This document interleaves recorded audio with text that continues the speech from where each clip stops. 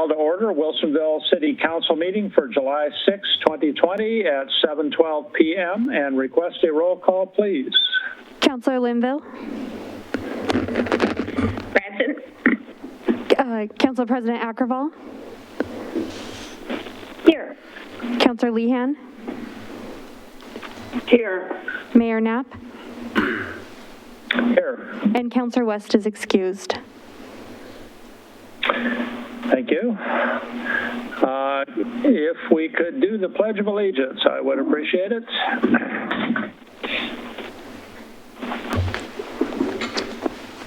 I pledge allegiance to the flag of the United States of America and to the republic for which it stands, one nation, under God, indivisible, with liberty and justice for all.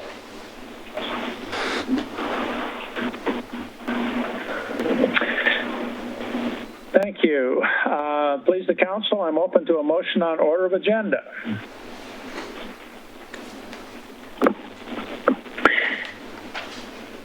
Councilor Linville. Your Honor, I move approval of the order of agenda. Second. Moved by Councilor Linville, seconded by Councilor Lehan. All in favor, please say aye. Raise your hand. Aye. Aye. Passes 4-0. Thank you very much. That brings us then to mayor's business, whereas we have a Citizens Academy graduation presentation. I'm not sure where we are on this, Ms. Monahan. Great. Thank you, Mayor Knapp. Good evening, Mayor and Council. Again, Zoe Monahan, Assistant to the City Manager. Tonight, I'd like to share the accomplishments of the 2020 Citizens Academy before we hold a virtual graduation.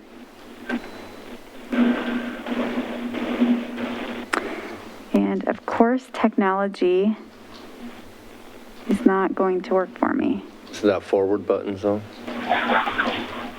Sure.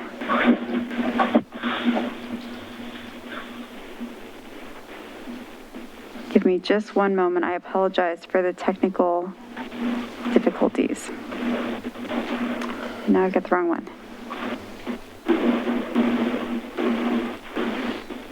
So that screen share. Where is the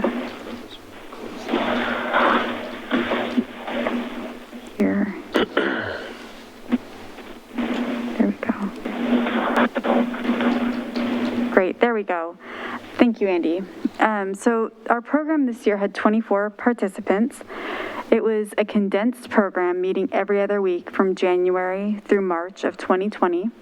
The citizens met at City Hall, as well as visiting our water and wastewater facilities. The participants had an opportunity to do the 2 optional tours to the state capitol as well as to Coffee Creek. Our participants learned about multiple departments as they do each year, including community development, finance, SMART, Parks and Recreation, Public Works. Due to COVID-19, we were not able to provide the public safety portion of the program this year, so we will invite our 2020 participants to attend the 2021 Citizens Academy Public Safety session. Our 2020 participants had 2 very exciting field trips this year. Of course, Coffee Creek is always an educational experience for our attendees. And the state capitol was full of surprises this year and truly an experience of democracy in action. These are all pictures from our tour this year. In the upper left-hand corner is a picture of the Timber Unity Rally, which was held on the same day as our scheduled tour. The participants also met all of their representatives, including Representative Courtney Neron and Christine Drazen, who are pictured in the bottom right. Senator Kim Thatcher is pictured with them in the top right, and they also met Senator Alan Olson, who is pictured in the lower left. They met him along with Senator Bill Hansel from Eastern Oregon, and the 2 of them showed them around our Citizen Academy around the Senate floor. You might also recognize this picture from our second Citizen Academy, where they got to hear from our city council and learn about the history of Wilsonville. I'd like to congratulate our 2020 Citizens Academy graduates. We decided to have a virtual graduation this year due to COVID-19, and all of the graduates stopped by City Hall over the past 2 weeks in order to make this a reality. Before we move on, and I take any questions, I'd like to note that we will provide more information about the 2021 Academy hopefully sometime in the fall. I'm happy to answer any questions before we move on to the virtual graduation. Council, any questions for Ms. Monahan on Citizens Academy? Councilor Akkervall. I wonder if in the 2021 Academy, if you will anticipate doing similar like topics or learned experiences or covering similar subject matter, or are you looking at making changes? At this time, the plan is to move forward with our similar curriculum, making sure that we have the legislative process. So we will be updating the time frame. So generally on the first session, we just do a get to know you and an intro to local government. In our second session, we generally focus on council, legislative information, as well as history. However, next year we plan to have the legislative information in our first session when we talk about local government to allow more time with council, as that's really a highlight for our citizens to get that time to learn about the experiences of our council and to hear from them directly. This year we only met for 2 hours instead of the previous 3 hours, so we'll be going to 2.5 hours to accommodate the time frame. So those are the only planned changes at this time, but that doesn't mean that we couldn't evaluate other topics as well. Okay, thank you. And I guess another follow-up question too. I was thankful for the opportunity to participate in the very initial year of this program, and have appreciated meeting some of the participants over the years since, if it's the session when council goes and speaks, or through other means. But it seems like there's a terrific opportunity for networking between cohorts as well. So I'm curious for what staff's thoughts are as far as facilitating or encouraging that sort of networking between different cohort years too.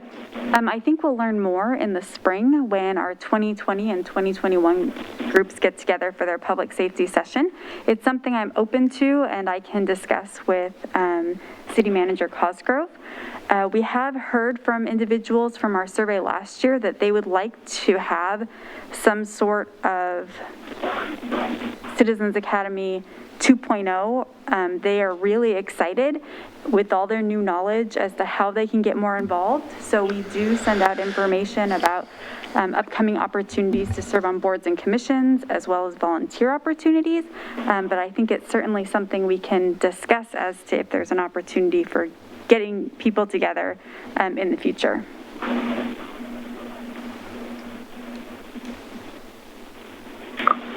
Other comments? I'm hoping that we can be thinking in a lot of different venues about moving to multilingual recruitment, and Citizens Academy would be another one where I would hope that we can grapple with that, even though some of us are not very multilingual, that we as a city can figure out how to ease those barriers and be more inclusive, perhaps, in some of the with some of the members of our community who might not always feel comfortable in the same venues where we're comfortable. I will say we had a pretty diverse. We had a very diverse group this year, and we did make we made a concerted effort to reach out, because we know from our last survey, or not our survey, but our last census, that about 12% of our community is Hispanic. So we did make some concerted effort to reach out to that specific population, and had a pretty good cohort of Hispanic, I think specifically females, that signed up for the Citizens Academy.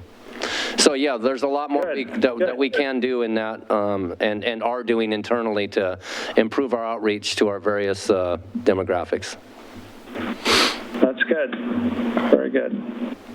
Any other comments? Not seeing any others at the moment. Thank you for your work on this academy in a challenging year, Ms. Monahan. It certainly requires some adaptation along the way, but it's still important that we put the effort in and that we make it happen, because the world goes on around us even so, and we've got to get people to participate.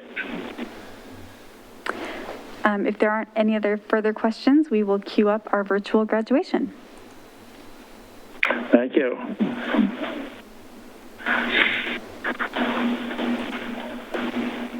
So the other mayors, I guess, is just Mayor? upcoming city. Tim, Yeah. we actually have a virtual graduation we're going to run through real quick. Oh, you do have? Okay, I did not understand that. Yeah, sorry about that. Pictures and names that we would like to honor those, because I think some of them are tuning in tonight. Well, good. They're very pleased about their street signs.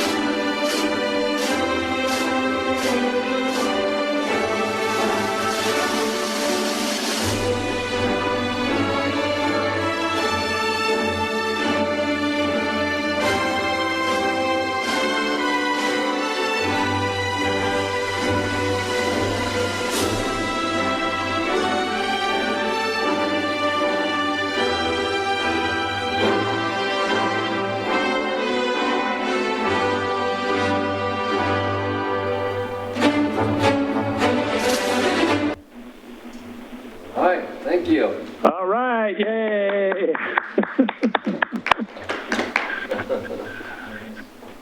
Congratulations. So we have not seen any of the street signs popping up inadvertently on streets around town, have we? We told them that that's not allowed. All right. Thank you. So next council meeting, we're scheduled for July 20, a Monday at regular time, 7 p.m. And there are a variety of community events upcoming, but I would kind of defer to if any of the council wants to mention any of them. Otherwise, what do I want to say? The Facebook page and the Wilsonville Library page are keys to finding out about a lot of those that are happening in the community. I have to say that I'm not traveling near as much as I once was to go all to these meetings all over Washington County and Clackamas County and downtown Portland, but many of those meetings are continuing on Zoom, not absolutely all of them. Seems like there's been more meetings deferred than would be normal, but that's also understandable. So we will continue on and do what we need to do. I do think these conversations that we're having in the last some weeks at council are thoughtful and appropriate, and I appreciate the engagement of all the council and the staff on those. So thank you very much. I'm not showing anything under communications. Did anyone come forward for public communications? I think we do have, yeah, are you talking about public comment? Well, first of all, we had communications, and Oh, okay, I'm comment sorry. if there's no. You said public communications. I just conflated public comment with that. We don't have anything under communications. We do have a brief video to show before we get into public comment. Okay, let's do that. Well, by brief, it's 15 minutes long.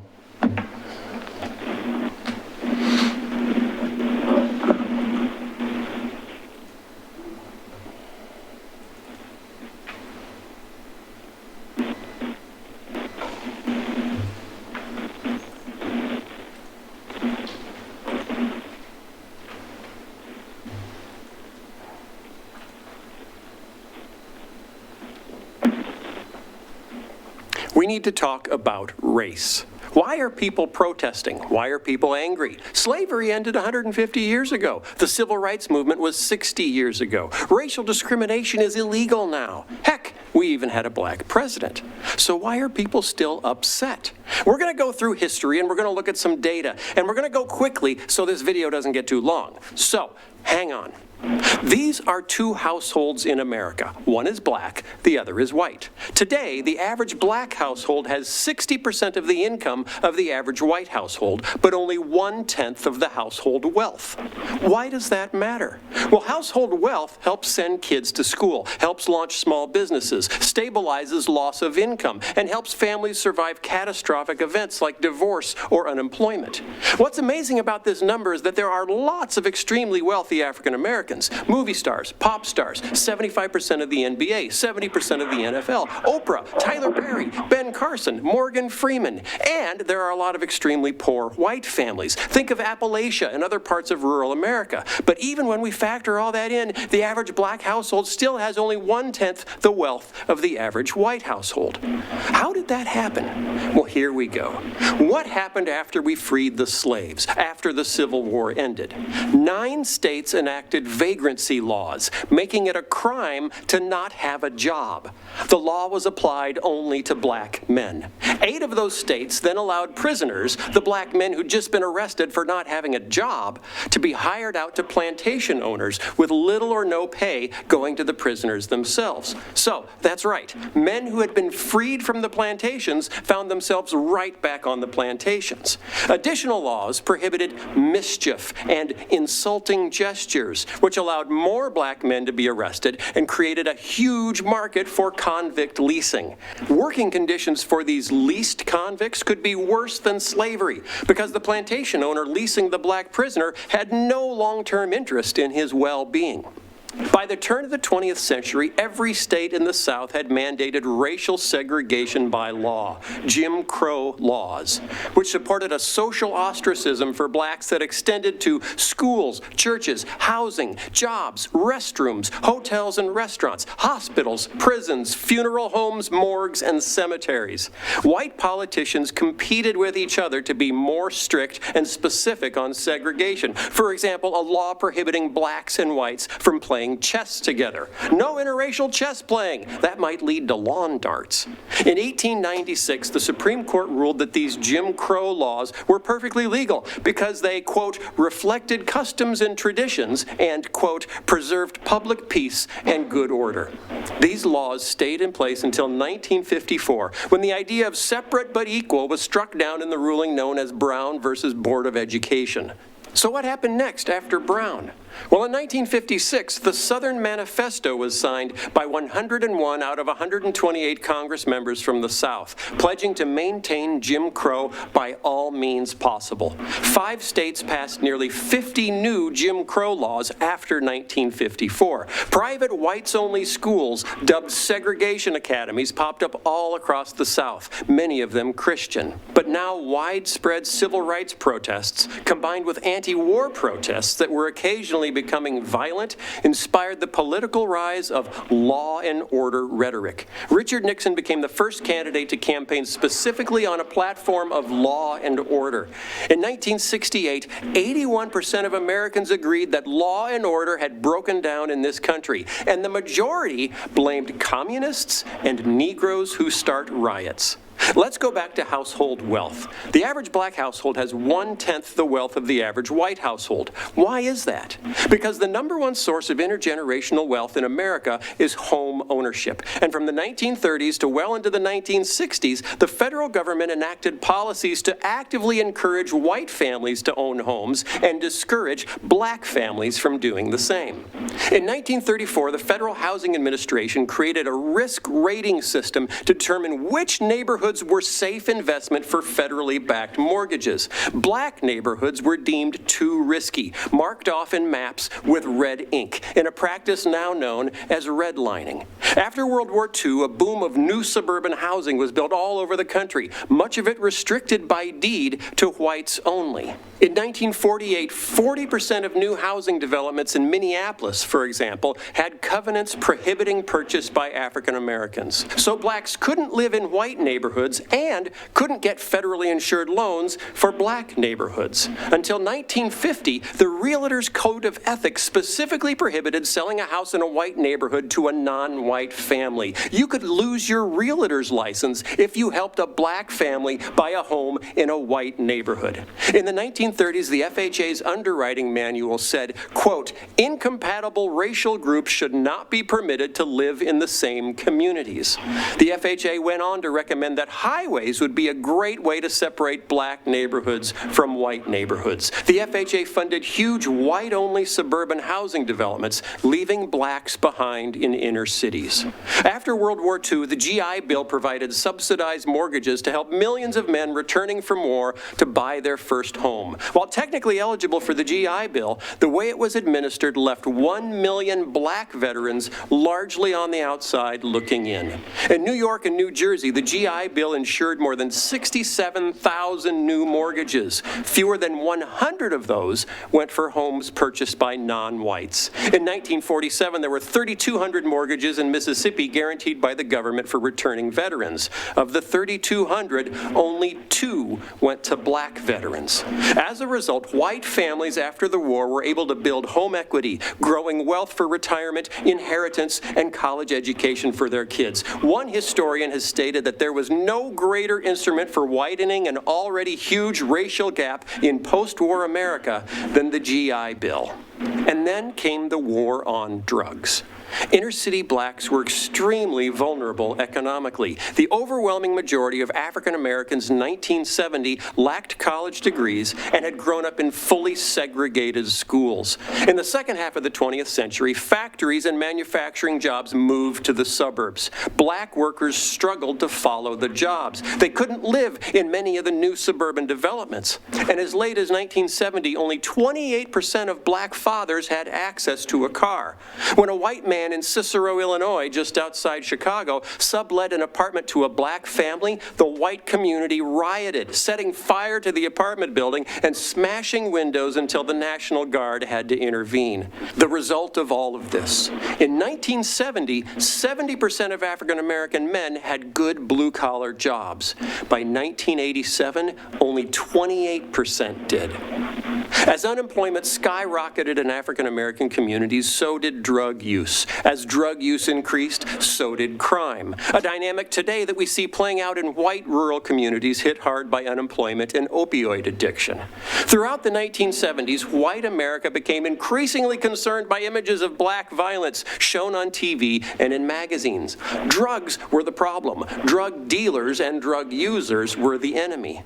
So we decided to treat the drug epidemic not as a health crisis, but as a crisis of criminality, and we militarized our response.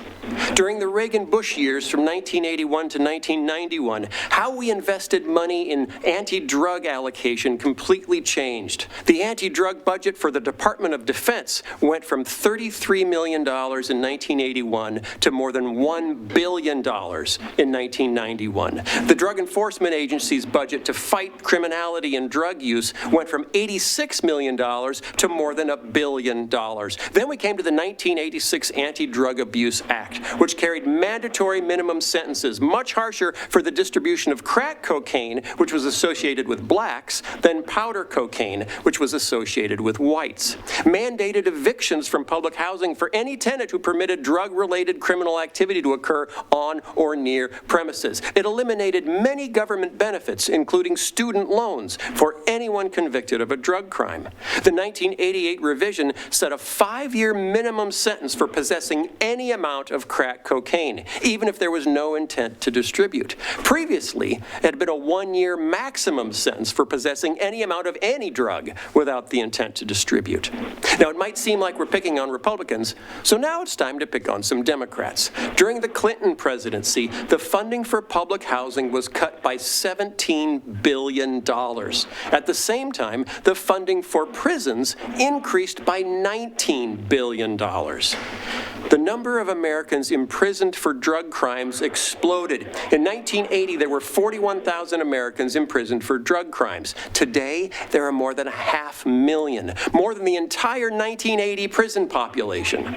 Most arrests are for possession. In 2005, 80% of the arrests were for possessing drugs, not selling drugs. In a bizarre twist, we also militarized our police forces. Between 1997 and 1999, the Pentagon handled 3.4 million orders for military equipment from more than 11,000 police agencies, including 253 aircraft, including Black Hawk and Huey helicopters, 7,800 M16 rifles, 181 grenade launchers for the police, 8,000 bulletproof helmets, 1,200 night vision goggles.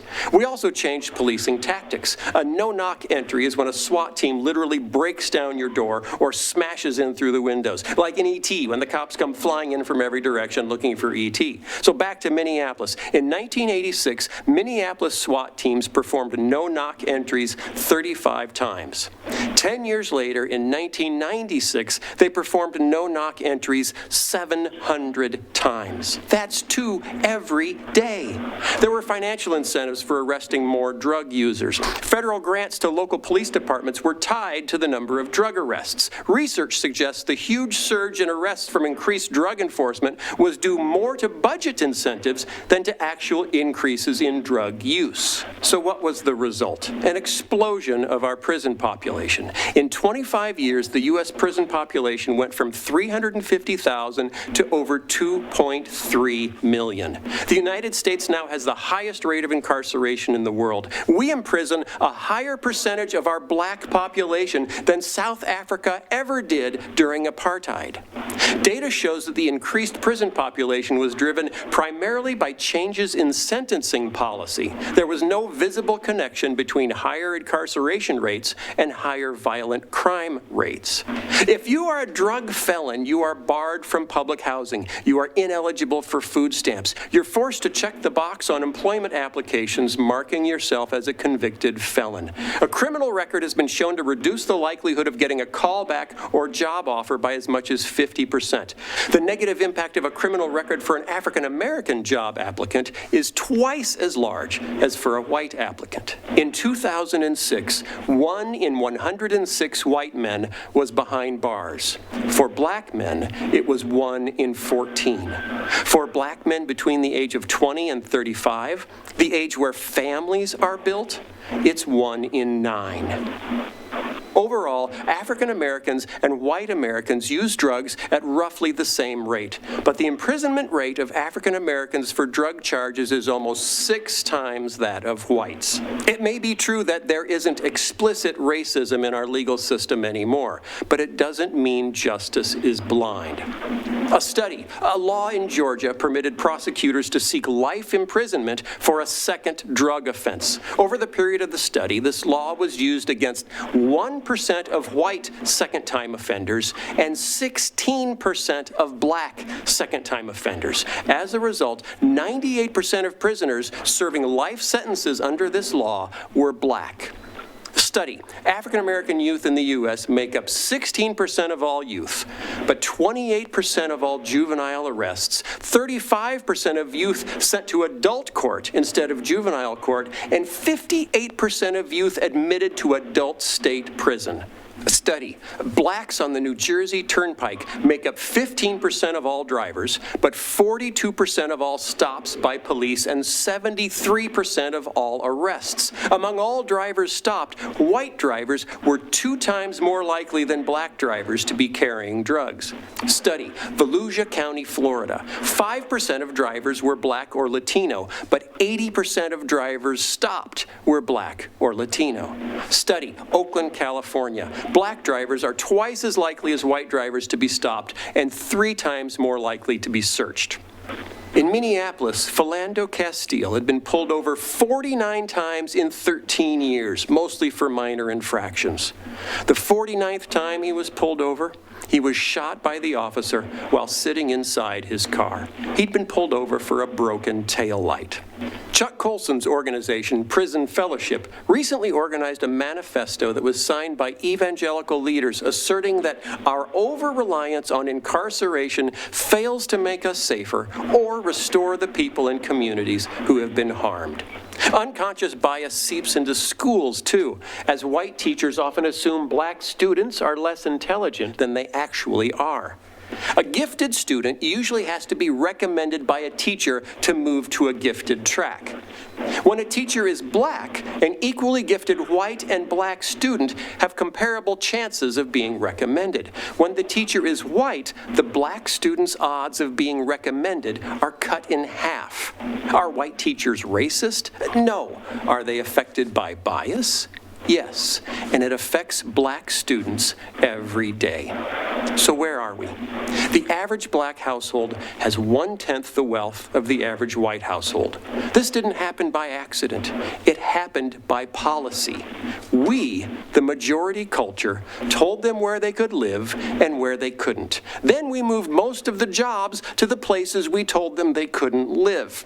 When the predictable explosion of unemployment and poverty resulted in a predictable increase in drug use and crime, we criminalized the problem. We built $19 billion of new jails and sold grenade launchers to the police.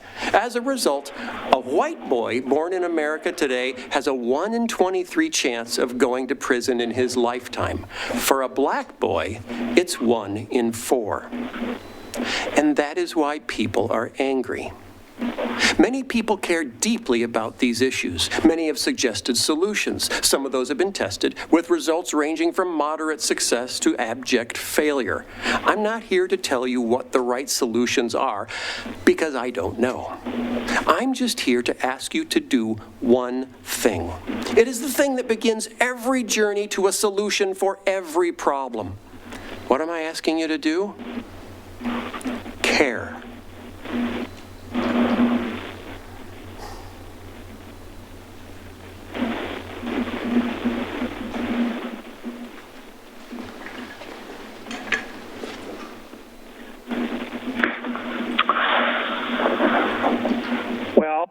Staff located this video presentation, and I encourage them to bring it to the council. I think it is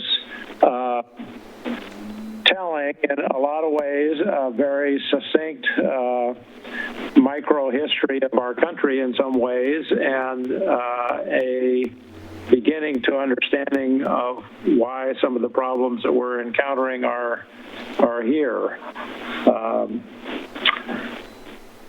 Anybody like to make any observations or express any viewpoints?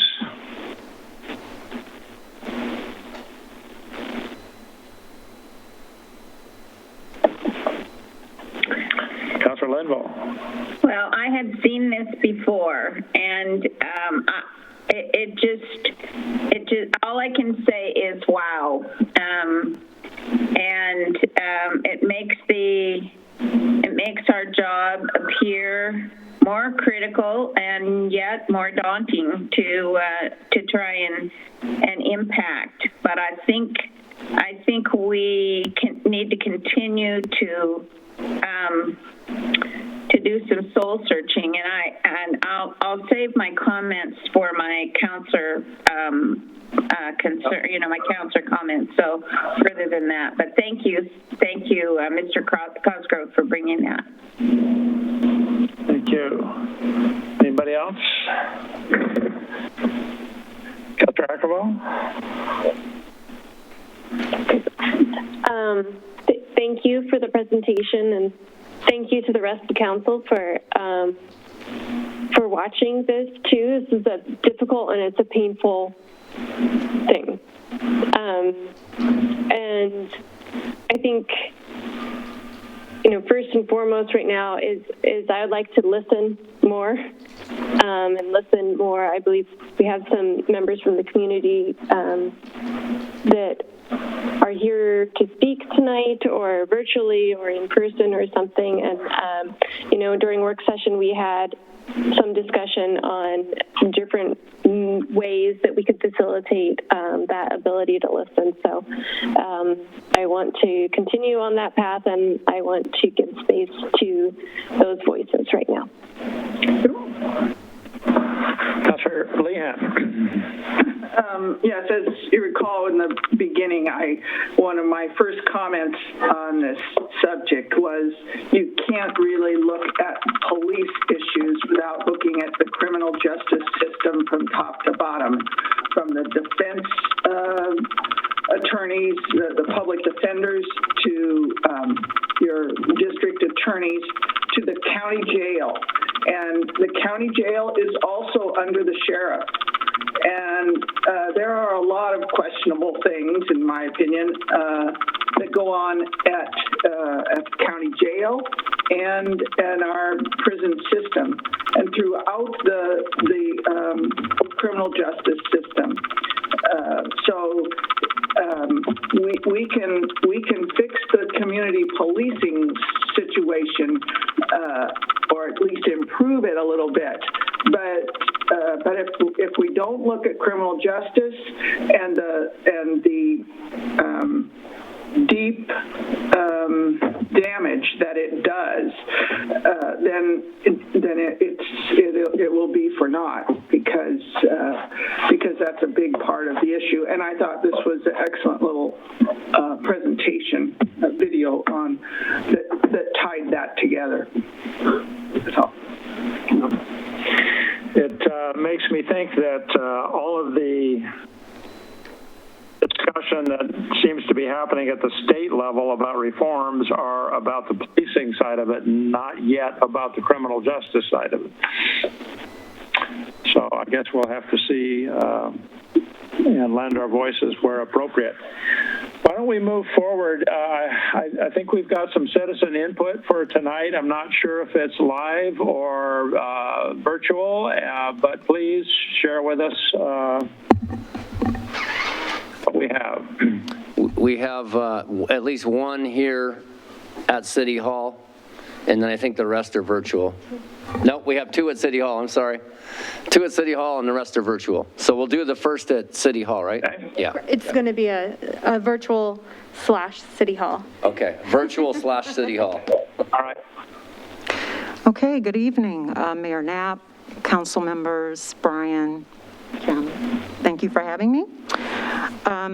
As you saw in the video, there are numerous issues that Black people face in this country, and too numerous for us to address as a community here. But I am here for one specific reason, and that is police reform.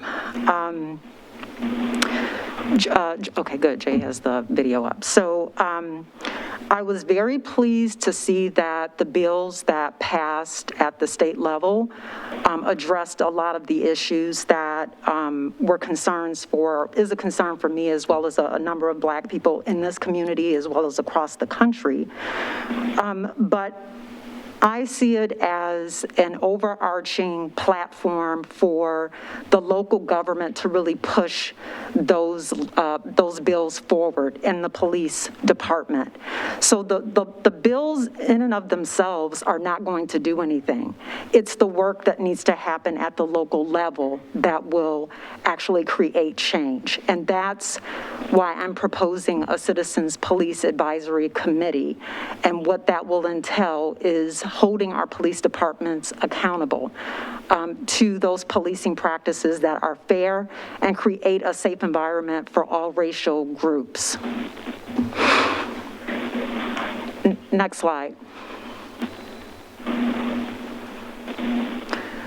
So the ACLU, which is the organization that I kind of lean towards when it comes to these types of issues, because they are very plugged into a number of different civil liberty issues that happen across the nation.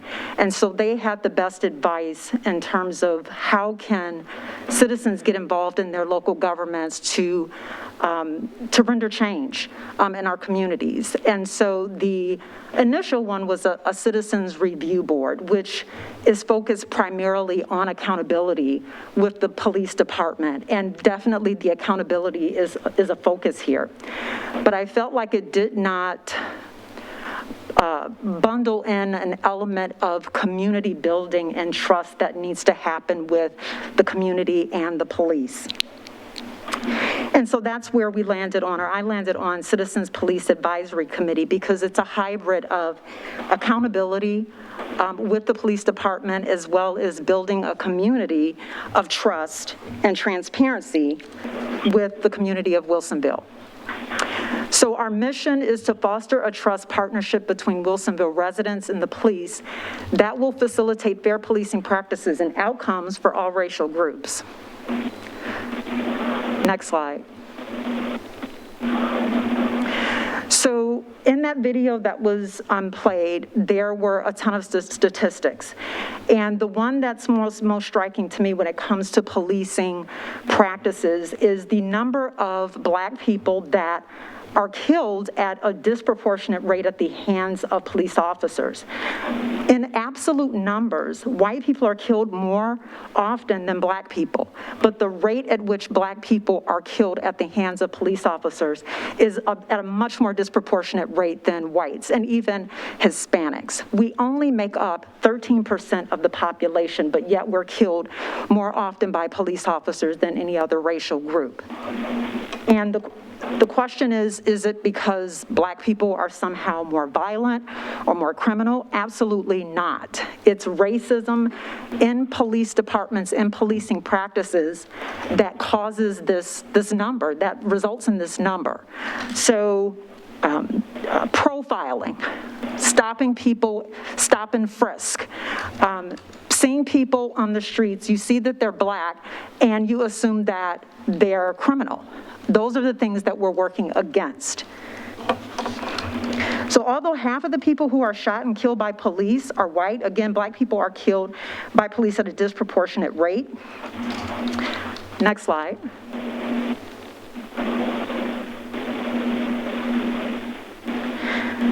And then also, again, Black Americans account for less than 13% of the US population, but we're killed by police at a more than twice the rate of white Americans.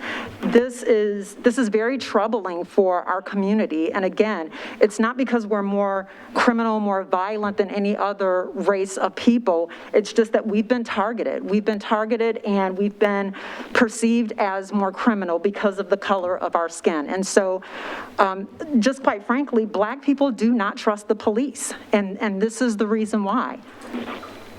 Next slide. So, this happened about 5 years ago. Dylan Roof, a young white man in Charleston, South Carolina, came into a church with parishioners. They were having a Bible study. He sat with them for a while, and then he proceeded to shoot them with an automatic weapon. He shot 9 people. 9 people. And the people that he did not shoot, it was because he ran out of ammunition. But he had every intention on killing every person in that church. The police, when they found out where he was, and they apprehended him. The arrest, I have never seen this in my entire life. This was an arrest that was absolutely the most calm, humane, careful arrest of a person who just killed in cold blood 9 people. If you look at the picture, he has on a bulletproof vest. The police was kind enough to give him a bulletproof vest so that he was protected while he was being apprehended and brought into the police car. What you don't see in this photo, that is also a fact, en route to them taking him to the police station, Mr. Roof said that he was hungry. So they stopped by Burger King and picked him up a meal. A person who just killed 9 people, cold blood in a church, and they stopped and picked him up a meal. Next slide. Everybody's familiar with this. George Floyd, who was suspected of using counterfeit money in a local grocery store. The police was called by the store owner. They came, they wrestled him down to the ground, and we all know what happened. The police officer put his knee on George Floyd's neck for 8 minutes and 47 seconds, and we all watched him die on TV or on social media. What Black people are asking for, what we're demanding, is that if there is an arrest that has to happen with a Black person, that we get the same treatment as Dylann Roof, who killed 9 people in a church, cold blood. They gave him a bulletproof vest, and they took him to Burger King. Never seen anything like that in my life. Black people deserve better. And I don't care if a crime was committed. Murdering is not policing. Murdering is murdering. We want what Dylann Roof got, which is a civil, humane, delicate arrest. George Floyd was unarmed. There were 4 police officers there. He posed no threat. He was handcuffed. There was no reason for the police officer to have applied the force that he did to him. He was subdued. But we know the end result. Next slide. So, the goals of this committee that I'm proposing is that there be fair review of policing practices that are ongoing, and that they're there for Black and Hispanic Americans, because we are the ones that are being targeted. Homeless individuals as well as individuals with disabilities.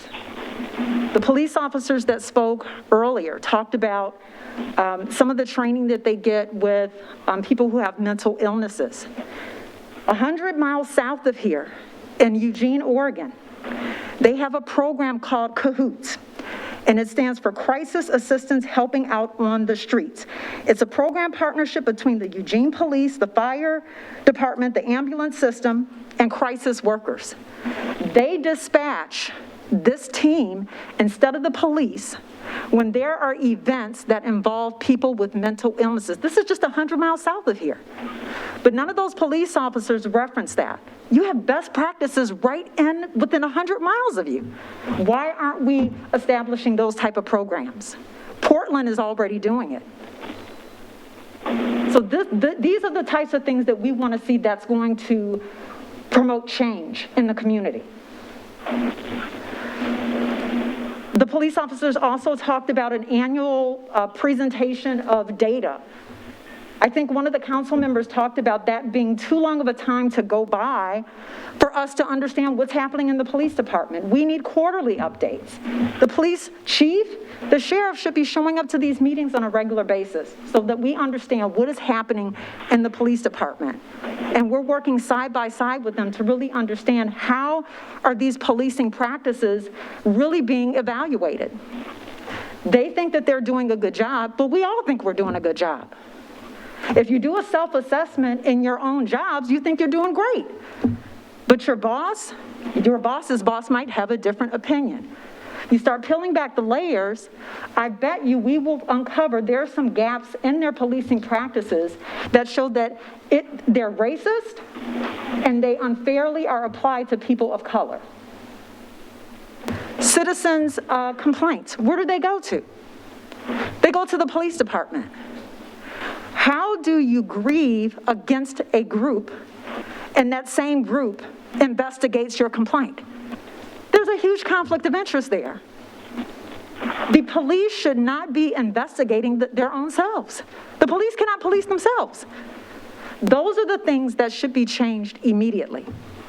And that's something that the city council can do right now. Police misconduct. I believe the police officers talked about that too.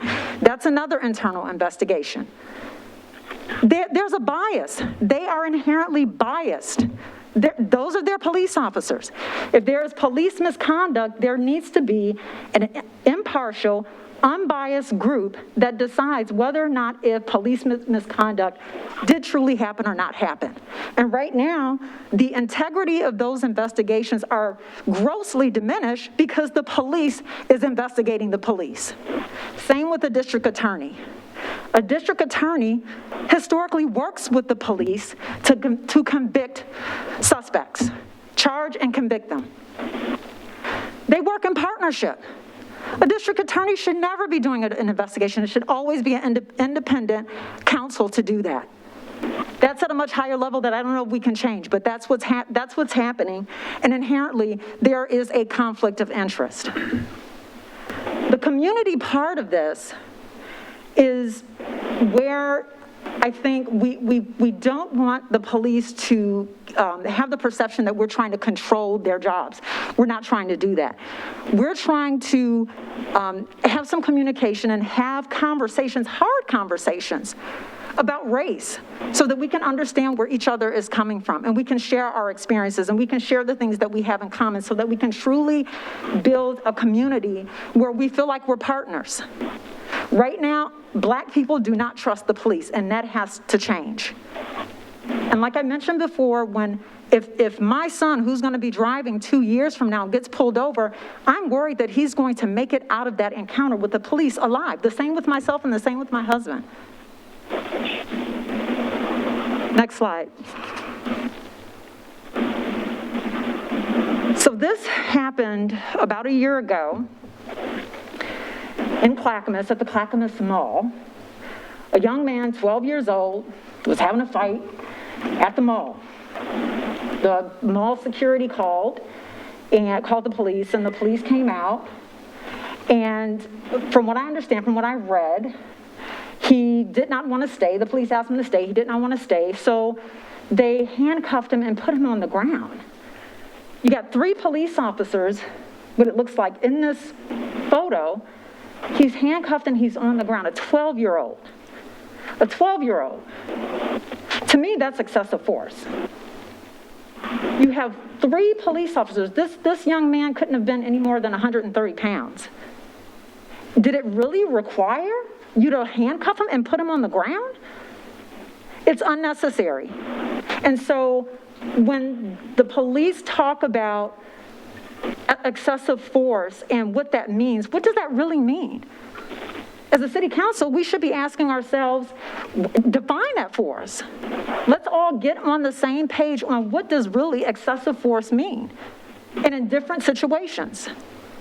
So my proposal here is really to say to the council and to other folks in this room is that we can't be passive observers of the police taking what's happened at the state capitol and these bills that have been passed and assume that they are going to address these things honorably on their own. And I'm not suggesting that the police is doing anything suspicious, but what I'm suggesting is that there needs to be accountability ongoing, not just, one event, ongoing. Accountability and transparency. And what they may think, what they may think is, great practices and things that they feel they're using these police practices in a fair way, that is their own interpretation. There needs to be more people involved in that conversation to really decide, are the police practices being applied fairly across the board? Next slide. So what I'm proposing, and again, this is an opportunity for the council to sanction a committee to work with the police and making sure that there is accountability with police practices and making sure that people come out of encounters with police alive, particularly Black and Hispanic people. So I'm proposing that the city council call a special meeting with the Clackamas sheriff, the incumbent or the one that's coming in, the elect, the Wilsonville police chief and residents of Wilsonville representing people of color, and have a meeting to talk about forming this group, the Citizens Advisory Committee. And then align on our mission and goals and build a charter and determine meeting frequency and location. So get this thing going, get it off the ground, and start working on peeling back the layers of policing practices today within the Clackamas Police Department and making sure that those practices are fair. And holding police officers accountable who have claims of misconduct. And then by the end of the year, that we have our first CPAC quarterly update. We're providing the council with data, and the data will tell the numbers. Less use of excessive force. And it sounds like that is the goal of the police department, is to reduce excessive force. One of the things that I did not hear for the bills that were passed that I found interesting is that, and we've seen it in the news, people calling the police on Black people. And using that as a way to, it's a weapon, a form of a weapon. We saw that in New York with Amy Cooper, a gentleman who was bird watching, and he asked her to put her dog on a leash. And she got very upset about that, called the police, and made a claim that he was harassing her, and he was doing nothing of the sort. But her hope was that in calling the police, that his situation will result in something like George Floyd's. That should be a crime. That should have been a bill that should have been at the state. Making false claims and calling the police on people when they have done absolutely nothing wrong. Elijah McClain in Denver last year, Aurora, Colorado. He was walking home from the store, had just picked up some iced tea for his brother. Someone in that neighborhood called the police on him and said he looked suspicious. He looked suspicious. Not a crime was being committed. He looked suspicious. The police pulled up, asked him questions. He wasn't being cooperative, and they arrested him and put him in a chokehold, and he died. He died. They injected ketamine, some drug that you give animals to sedate them, and he had a heart attack and died. It should be criminal to make a false claim and call the police on a Black person or any person of color when they are doing absolutely nothing but living their lives. Those are the types of things that you don't have to wait for the state to tell you that. The council can influence that with the police department today. So, if you haven't already determined, I'm looking forward to moving this forward, taking action. I honestly don't want to continue to keep coming back to the city council meetings and we're just talking about it. We need to be doing something about it because this is an urgent situation. Black people and brown people are dying at the hands of the police. They're unarmed. They're not doing anything criminal, but we're dying, and at a much higher rate than white people. So that's all I have. Any questions? Thank you, Ms. Edwards. Council, would you like to ask any questions at this point?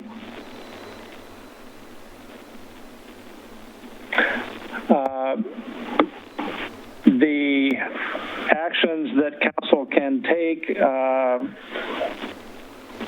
sometimes more complicated than they look. You make some solid points. We do operate under a contract that we have to adhere to and function within those rules, which may affect some timing issues on what we're able to push, but that does not mean we can't. Can I just be, Councilor Linville. can I ask you a question, Mayor Knapp? I'm sorry, I just really want to ask this question. Yes. When we signed that contract with the Clackamas Police Department, is there criteria by which you guys decide whether or not you're going to sign that contract? Are there performance measures? Is there anything that you decide that they have to meet certain criteria for us to renew this contract? No. It's essentially a cost model. So it's what we get for the money that we pay, but we do have a provision that we can remove an officer from our community for cause, so to speak. So, but there's no performance criteria. That doesn't mean that that's not something that we can't include in the future. It does require a conversation with the other contract cities because we're all pretty well closely aligned. So that is absolutely something we can look at, including performance measures. It would require some dialogue and trying to figure out how we could make that so that it was kind of universal between all the different contract cities. I would absolutely suggest doing that. I mean, like I said, there are things that the council can be doing right at this moment. And I know that there are certain things that do take time, but having some success criteria that you set up for the police department, absolutely you will want to do that. I mean, to just write a check to them and say, hey, it's because, you know, you guys are the lowest cost bidder, that, in my mind, that's not acceptable. Well, that's not quite what we do. That's the perception right now. So Wilsonville has never had its own police department. So since its inception, since 1967, I believe, we've contracted with Clackamas County. We've just kept that model because we get more out of that than what a traditional city would get. We get dive rescue. We get a lot of amenities for that contract that most cities our size don't get. And just on average, we save money with the contract with Clackamas County. But it's a long history. The contract has changed a couple times, I think, since we first formulated. I'd be glad to dialogue with you offline. I think it's a much deeper conversation than just what we're doing right now. But in terms of the expectations, I think a good way to start is just to have the conversation, have the listening session that I think you're interested in and that council's interested in. Mm-hmm. So I want to continue that dialogue. I'm committed to having that conversation with you offline as well. Okay. And we have other folks, I'm sure, that are wanting to weigh in as well. Councilor Linville would like to ask a question. When I lived in Bellingham, Washington, I served on a community police advisory board. And I think, if I'm correct, the concept of this was kind of started down in LA, you know, in the 90s, in the mid 90s. So I don't think it's a foreign concept.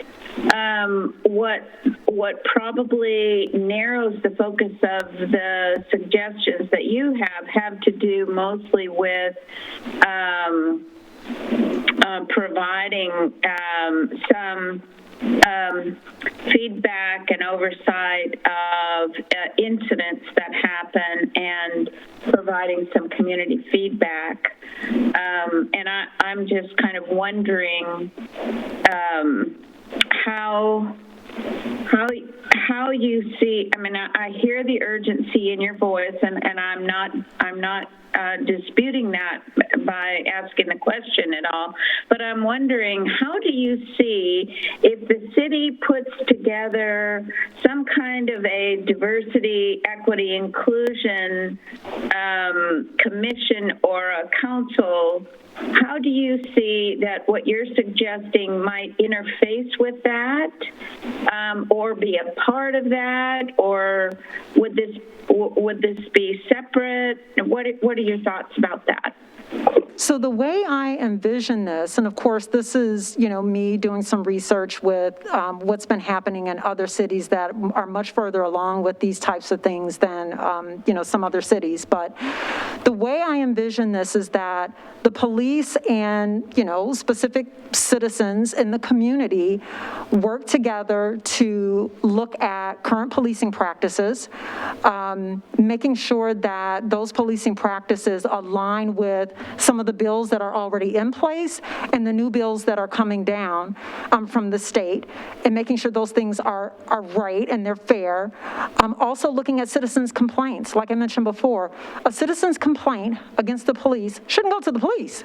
That's a huge conflict of interest. It should come to City Hall or some other independent group that can legitimize whether or not the complaint is fair. If the police really does have an issue here, the sheriff or the police chief evaluating that and deciding whether or not it's legitimate, it's super biased.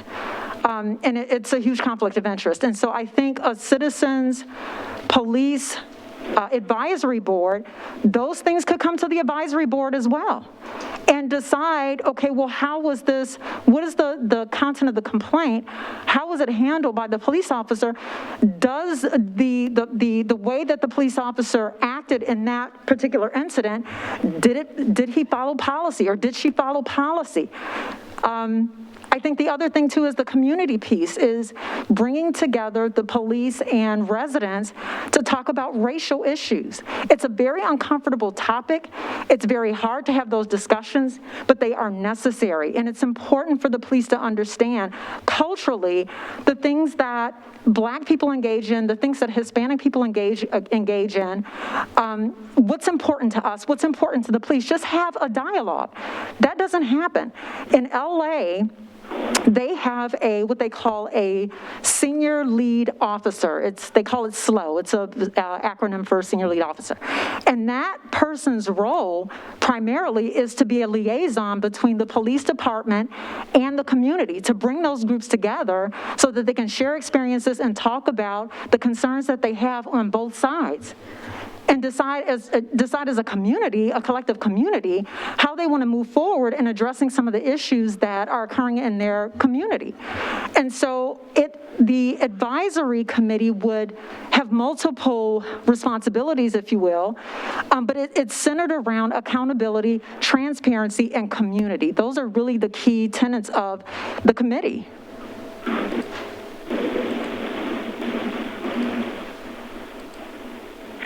Dr. Linville? You're on mute still. Unmute. So, the ACLU, it's my understanding that the ACLU has facilitated complaint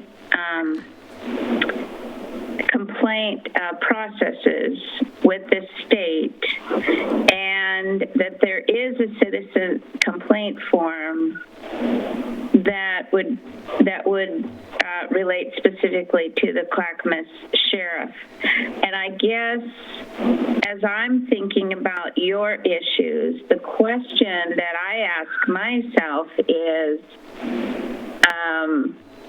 do we as a city want to address complaints or concerns that our citizens have and do it locally versus sending them off either to the state or to the Clackamas County Sheriff? And I think that's a valid point of consideration, and I think one that the council probably needs to wrestle with, because it's always kind of a better thing to take care of your business at home than it is to expect that some other agency is going to take care of it. But I think there are cities there are models out there for how complaints are addressed and handled within cities individually. And I think that doesn't mean that an advisory board or advisory committee could not provide input and facilitate that, especially in a situation where making our community feel comfortable filing complaints, and that there is a process that they would be handled in a way that could be trusted. So I think your comments there are very, very, very good, and it certainly gives me, something I think we need to think about. So thank you. Yeah, I think citizens' complaints, when you look at some of the issues that have happened where police officers have killed Black people, those officers typically have had a history of misconduct and complaints filed against them. It could be the advisory committee, it could be the ACLU, whatever group that this group here trusts, as long as we can see that data and we can tie it to a specific person, or if there's a trend happening, that's really what you want to see. And that's what you want to act on. And so I think that when you look at, or when you're considering metrics for how you decide whether or not you're going to move forward with renewing a contract with the Clackamas Police Department, citizen complaints should definitely be a metric.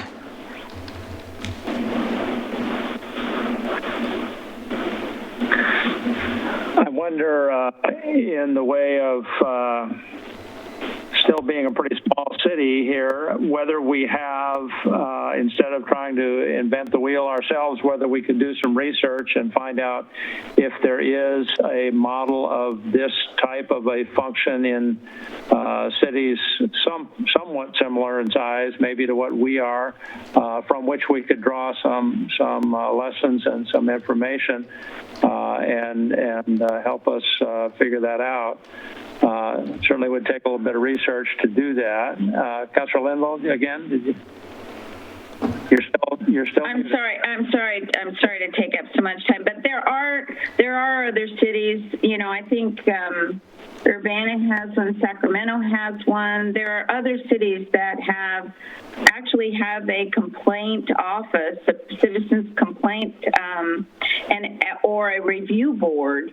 That is citizen driven. So I think there are models out there, and I'm agreeing with you, Mayor, Your Honor, that there are probably models for us to look at. Okay, thank you. Councilor Akkervall? I guess I just want to add as well, looking at what the other cities that are also contracting with Clackamas County Sheriff's Office, what discussions are happening in their council meetings as well, and how that interacts. And the going back to, I'd love to have listening session, meeting, open community opportunity to ask questions of the new sheriff and see thoughts on what may be in the works there too, as our contract is with Clackamas County Sheriff's Office, and how this group also envisions having the framework and having this ability for transparency and back and forth in the community building, as well as just a process that our community members can trust and feel is accessible. So. All right. Well, I appreciate all of the dialogue. I appreciate the input, Ms. Edwards, and we have a lot of things to think about how to move forward, and I am sure you'll be paying attention, and we will be working on that. I would like to hear the rest of our public input here this evening and be able to consider that. So thank you very much. Thank you. Who's next? Mayor Knapp, next we have Jeff Redman. He's here in council chambers. Okay, thank you.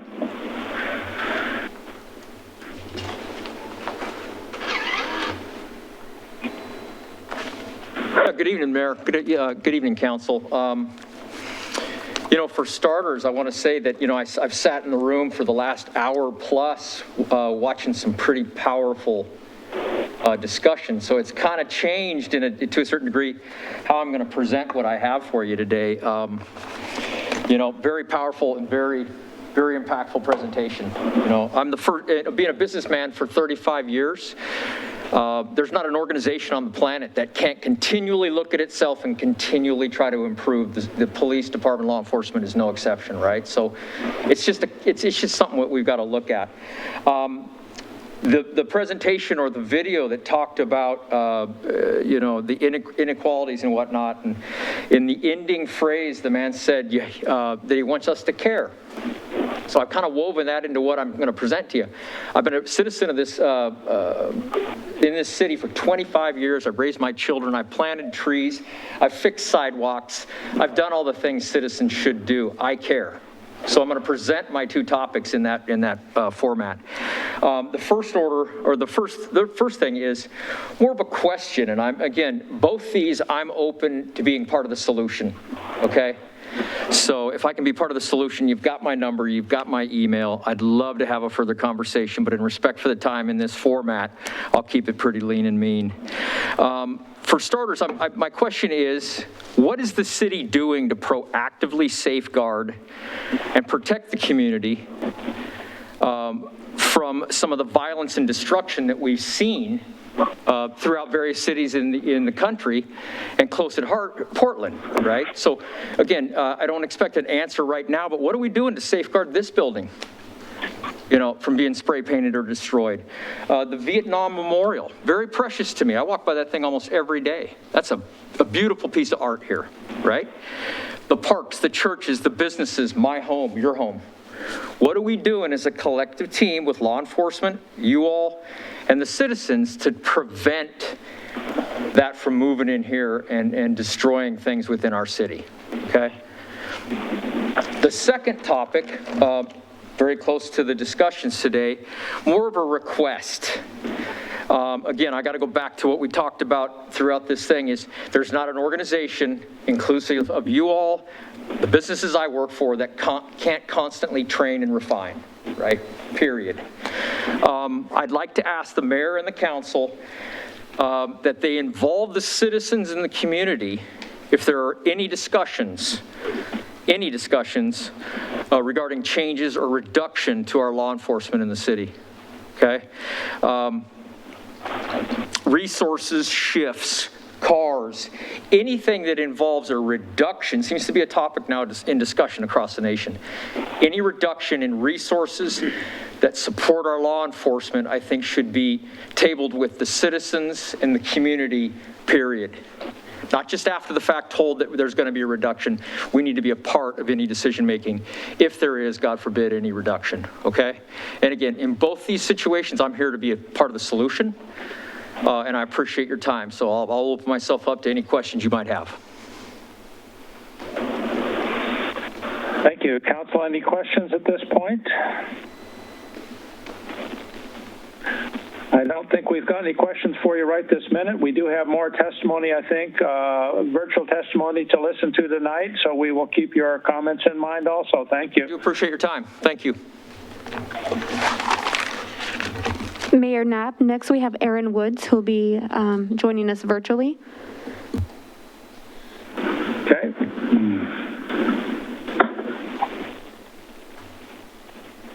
Good evening. Can everyone hear me? Yep. Yes, fine, sir. Thank you. Great. I just want to say, this has been a very, very impactful evening here. We've listened to all of the commentary, and I sat in on the work session, and I can see that the city is doing quite a lot in this area of policing and looking at what it is that we need to do for our city. As a 24-year resident of this city, participating on the Development Review Board and currently on the Planning Commission, I have a vested interest in this city. But as an African American, I can tell you that I've experienced racism right here in Wilsonville. I've been profiled. And, you know, it makes me now, with everything that's going on, even more wanting to participate in helping with some of the solution. So just a couple of things. First off, Ms. Edwards did an outstanding job of presenting this whole commission and community group surrounded around policing, and I highly support that. I think it's something that we really need to look at, taking the time to look at what is needed, and of course including everyone in our community as part of that.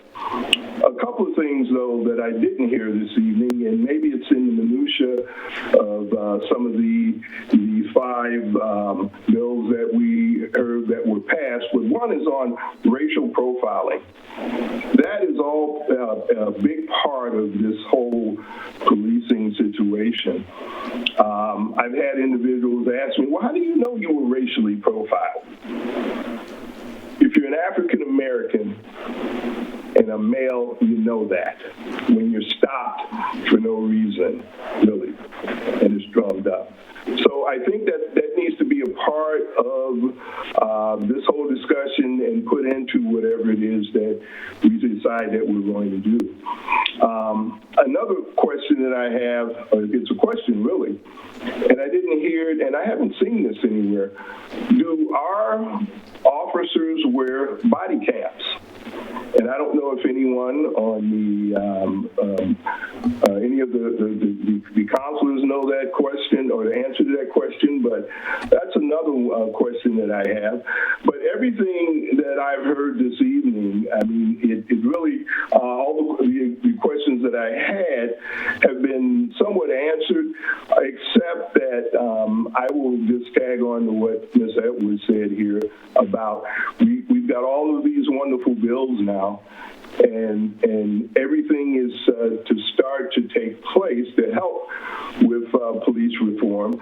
But as they say, the proof is in the pudding, and it does get down to the city level. So I will close by just saying that I would love to participate in these open forums that I expect we will have. Wilsonville has done an outstanding job of being an innovative city and always being inclusive of its citizens. So I look forward to this forum, this open forum, because I think it's needed, and I think that the city will learn a lot. Thank you.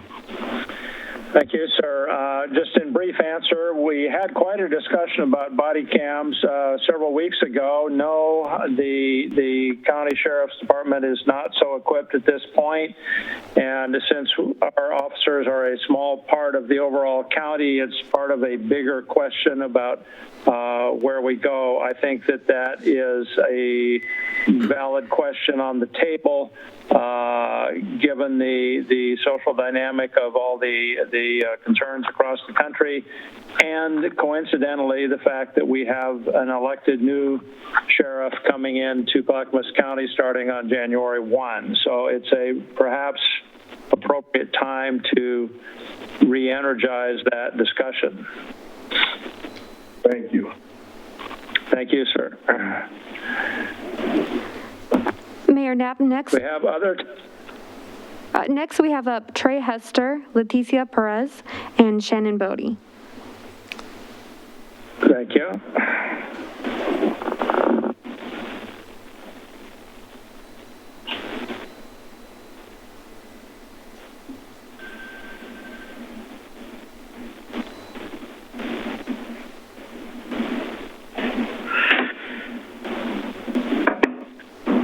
Hello. Good evening.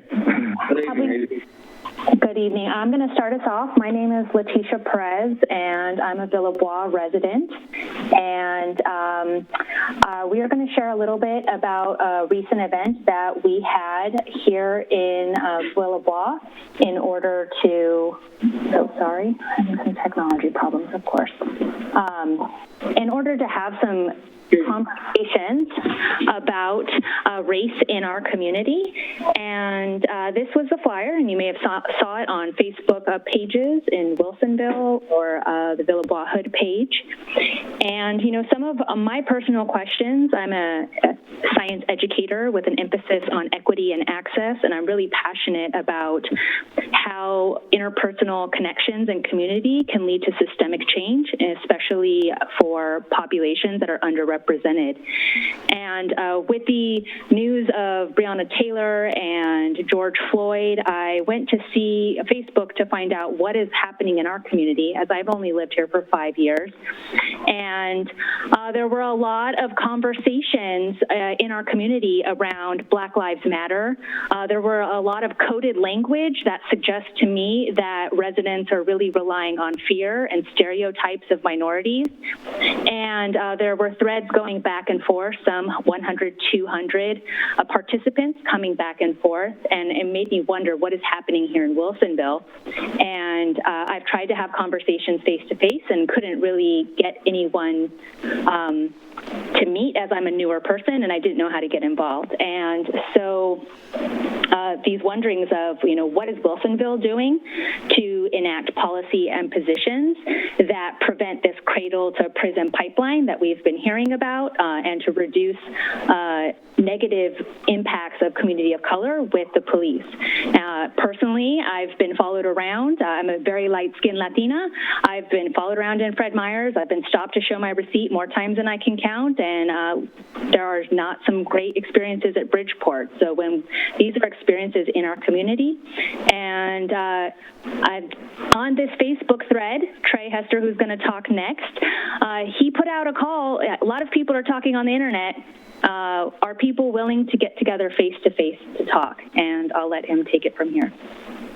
Leticia, Mayor Knapp, and the City Council, good evening. Thank you for this opportunity. And yes, so as you can see the bullet statements right there. Really, in a nutshell, I did make a call to people. Hey, let's get together and have a discussion.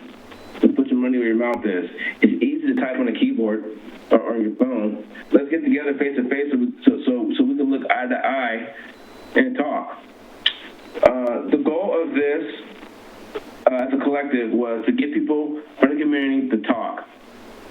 I brought in two strong Black leaders from the Portland community.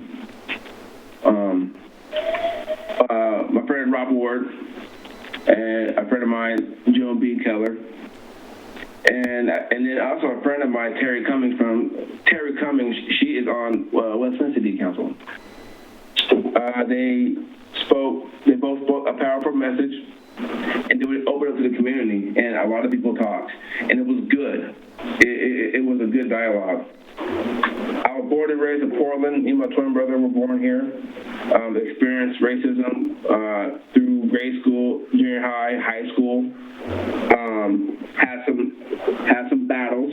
Blood was shed. But we kept going. It wasn't a thing to us. We were the first Black family in our neighborhood, and my dad had to chase people out with his pistol. That's just the way it was. But we kept going. That's how we were raised, to keep pushing through. I've experienced racism dating while I was in high school. I've experienced racism at work, and I work in law enforcement, so I know about use of force. And I just want to say, I want to be a part of that Citizens Police Advisory Board. I really want to be a part of that. I'll come into that later. So, as you can see, it was an opportunity to have an honest and supportive dialogue, and that's the most important bullet statement to me. And as you can read the rest, I'll give you a chance to read the rest. Okay. And go ahead, Leticia, you could, whenever you're ready to change it, we can keep going.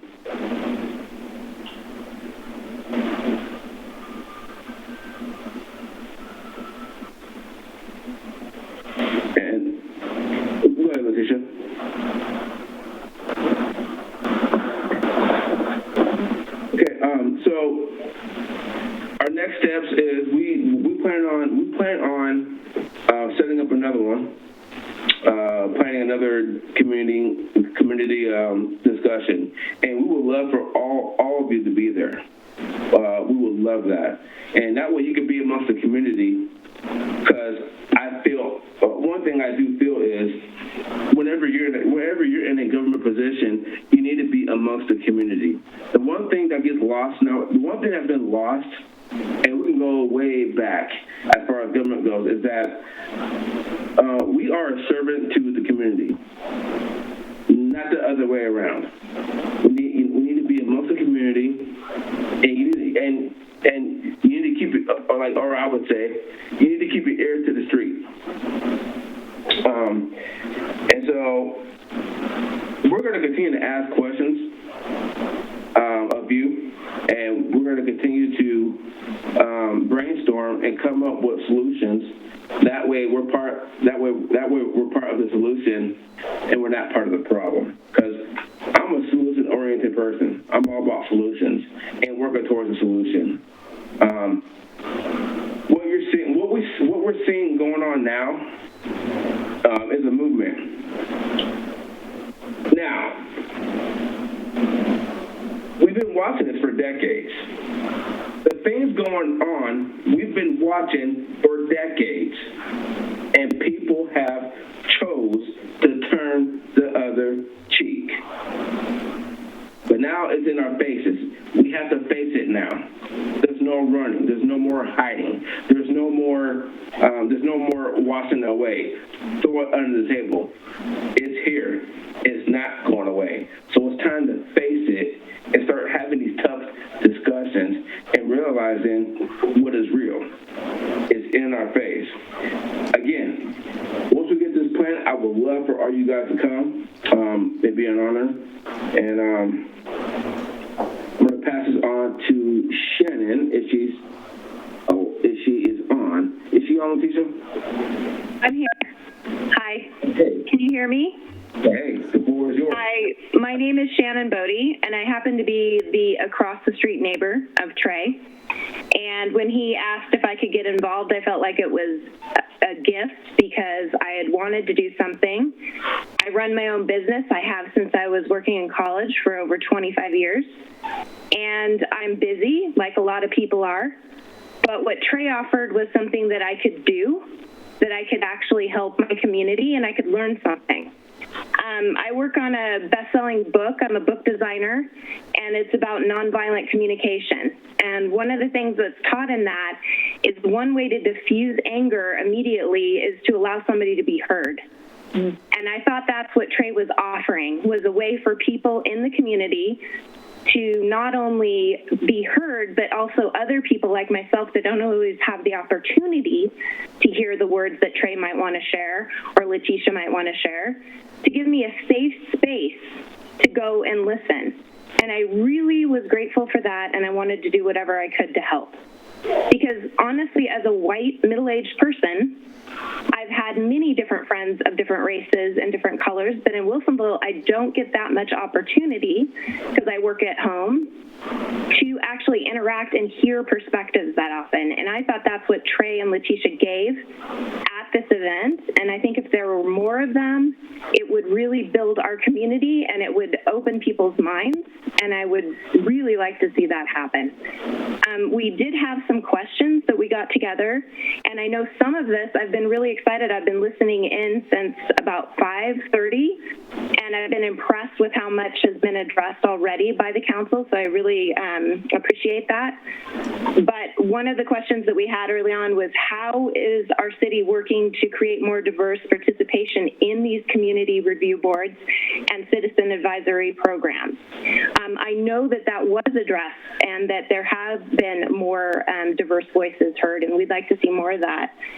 And another question is, have the materials that are put out by, for these programs, have they been evaluated for implicit or explicit racism that might be included and just unknown? That would be helpful. We'd also like to know, what steps are you making to attract a more diverse Wilsonville? Is that in the plan and being thought of? We'd also like to know, both Letitia and I know each other through Lowry Primary, and we both have children in the school system. It was very important to both my husband and I, who are both white. We made a huge effort when our daughter was ready to start Lowry. We went into the lottery for the bilingual program. My daughter has been in that since kindergarten. She's now going into her 5th grade year. And the diversity of that program and the value of that has been absolutely invaluable to our family, and I'm really grateful for it. She has some, viewpoints that she's been able to see people of different races. In every time she goes to school, she has a teacher that's of a different race than herself, and she's learning that language.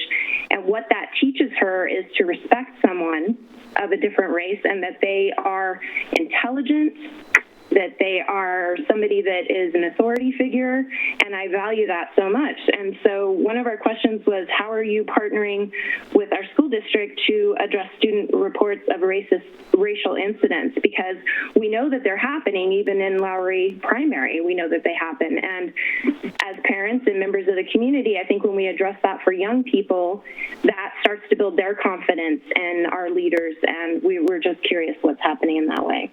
So thank you for your time. I really appreciate the opportunity, and I appreciate both Letitia and Trey including me in what we're trying to build here. Okay, thank you very much. Is that all of your people?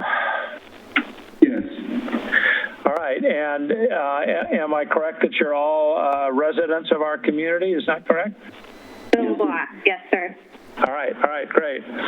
Well, some of us, there's an awful lot of discussion that can be had. Some of us worked really hard, including a lot of staff, with a intent to create a lot of community in Villebois when we were first figuring out what kind of a neighborhood that would be. And the design of the community, the parks, the streets, the housing is all done with a hope that we were seeing clearly, and it has been interesting to watch it develop. We intentionally placed a high value on locating a primary school within the core of that community because of those exact reasons, and I think that it has come to be after time that the Lowry Primary has become a huge part of that community, and I think that's a very positive thing. So, we appreciate the work that you're doing in your neighborhood also. As you've listened tonight and over a period of time here recently, we have been trying to figure out what are the right steps to do in priority or in what sequence that we can move positively forward. And I hope that you will continue to be engaged in that as we figure that out. So I don't have an immediate answer, except I think that we're probably headed towards some sort of a listening session, a community-wide one as one of the next steps, and we need to get that set up and information about it distributed in a way that everybody feels like we want them to come and tell us their stories that we may not have heard otherwise. Hey, Mayor. We may have a couple of questions, Council, if we could. Councilor Lehan?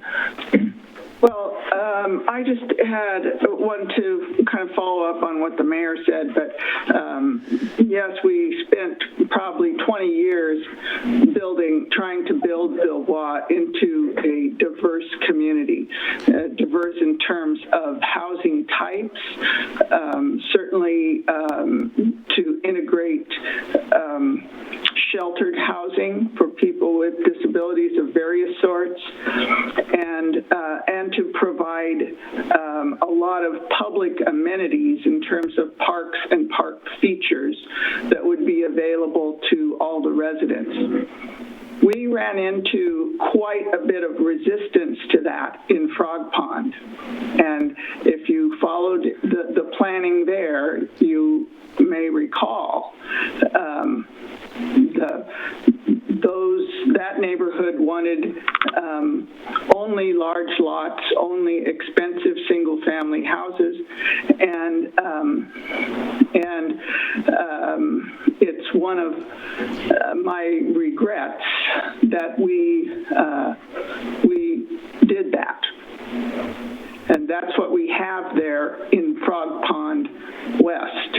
Now, we have two more large Frog Pond neighborhoods, east and south, over by Meridian Middle School. We don't want to repeat that mistake again that we did in Frog Pond West. So, but we need the whole community to support the council, whoever is on the council when those decisions are being made. We need the whole community to say, we need this level of diversity, the kind of diversity for income levels and ability levels and all kinds of people at different stages of life that we tried to achieve in Villebois. We would like to repeat that on the east side and not have a rich enclave on the one side. And so I just want to put that out there because a number of us took a bunch of hits on Frog Pond that they didn't want anything like Villebois over there. So, I mean, go figure. But we don't want to do that again. Yeah. Can I ask why? Why what? Why didn't people want a Villebois over there? I mean, It was, what were they trying to say underlying? Well, it wasn't entirely too veiled. You can go back and watch the public hearings. They thought we had too many apartment kids in our schools. And I presumed that to mean not white. Yeah. And that it was code, and but that was what people were telling us, that they didn't want any multifamily, they didn't want any small lot, because we had too many apartment kids who were bringing down our average scores in our schools. And I want to amplify what Ms. Cassandra Edwards and Mr. Aaron Woods said earlier, that if you're going to create space for conversations for community members to tell their stories and not simultaneously have a process in place to ensure that action is taken on these items, then you're doing more harm to the community. So it's important to call stakeholders together, but there have to be concrete moves to ensure that that diversity is valued, and we understand that there are different perspectives of what that looks like, but Shannon, Trey, and I were able to get 40 people in the pouring rain for 3 hours together because we have a close community, and this idea isn't for everyone, but in terms of the goals for greener communities and a lot of the goals that I know that our city has, we should be pursuing these, and but first and foremost, listening and with an intent and a clear communication to these communities that there's a plan in place is important. Yes, absolutely. I agree with you. But listening to communities, see, in that case, we were listening to those communities. That was Meadows and Frog Pond and Landover. And so we went along with that notion for that one section of Frog Pond. I don't think it was a good idea. I don't want to repeat it, but I'm very pleased with how Villebois has come together and the kind of community that it has built, and the kind of diversity that is there in every way. So I would like to repeat that more throughout the city. But, this is Shannon, and Councillor Lehan, is it Lehan or Lehan? Lehan, I don't care. Lehan. I just wanted to say thank you for what you just said. I was actually talking to Trey and Letitia earlier and let them know that I had listened to those city council meetings because I was Googling Villebois before I moved there. And I was checking it out. And those city council meetings about Frog Pond came up, and I watched them. And it came up because they spoke so disparagingly about Villebois. And I just wanted to say that I was shocked after having lived in Villebois. I have since 2009. I moved there when I was pregnant because I wanted to raise my daughter there. And I love Villebois. It's diverse.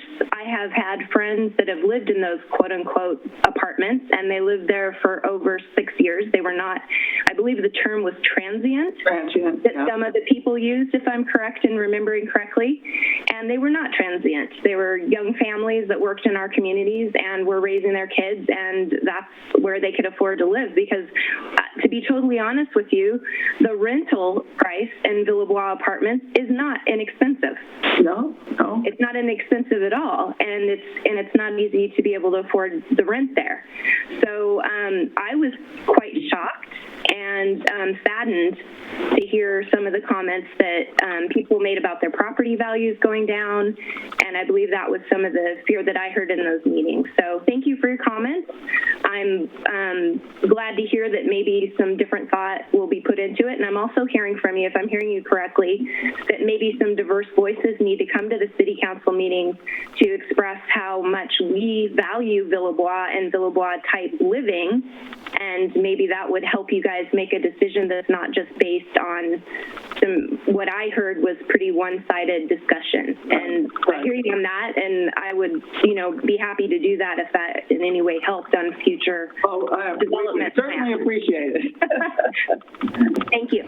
Hey, Mayor. We will actually have a public process for doing some master planning of the other Frog Pond neighborhoods in the foreseeable future. Maybe over the coming year, we've received a grant to start that planning work, and attendance at those events talking about Frog Pond and the concepts of what it should become as those neighborhoods are planned are where a lot of that give and take will happen. And so we need to engage a broad section of our community in those discussions is what it amounts to.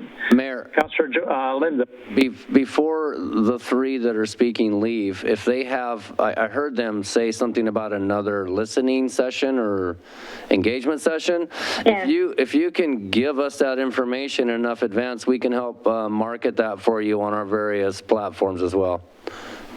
And what I heard was an offer for our elected officials to attend that as well, so we can send out an email to them with the information. If you get that to, I believe Trey has Ms. Troja's contact information, so. Yes, I do. Okay, great. Okay, good. Thank you. Thank you very much. Councilor Linville, did you have another? Well, I just had a comment that I wanted to thank all three of you for coming.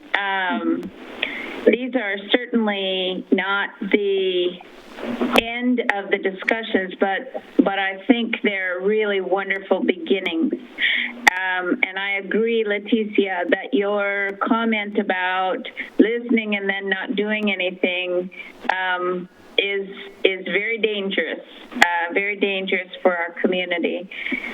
I am really sorry that I wasn't able to attend that first session, and it was simply because I didn't know it was happening. I don't live in Villebois, so I didn't even know it was happening, or I would have been there. So I'm looking forward to the next one and all of the other opportunities that we are going to have to engage the community.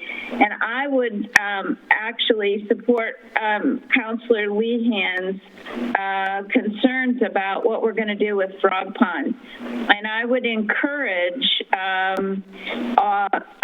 all of you to kind of keep track of that and for us to help you as a city, because those discussions conversations will happen this summer with the grant and master planning in Frog Pond, and those will go through the Development Review Board and to the Planning Commission and then to the council. And so that process has multiple points in which there can be input.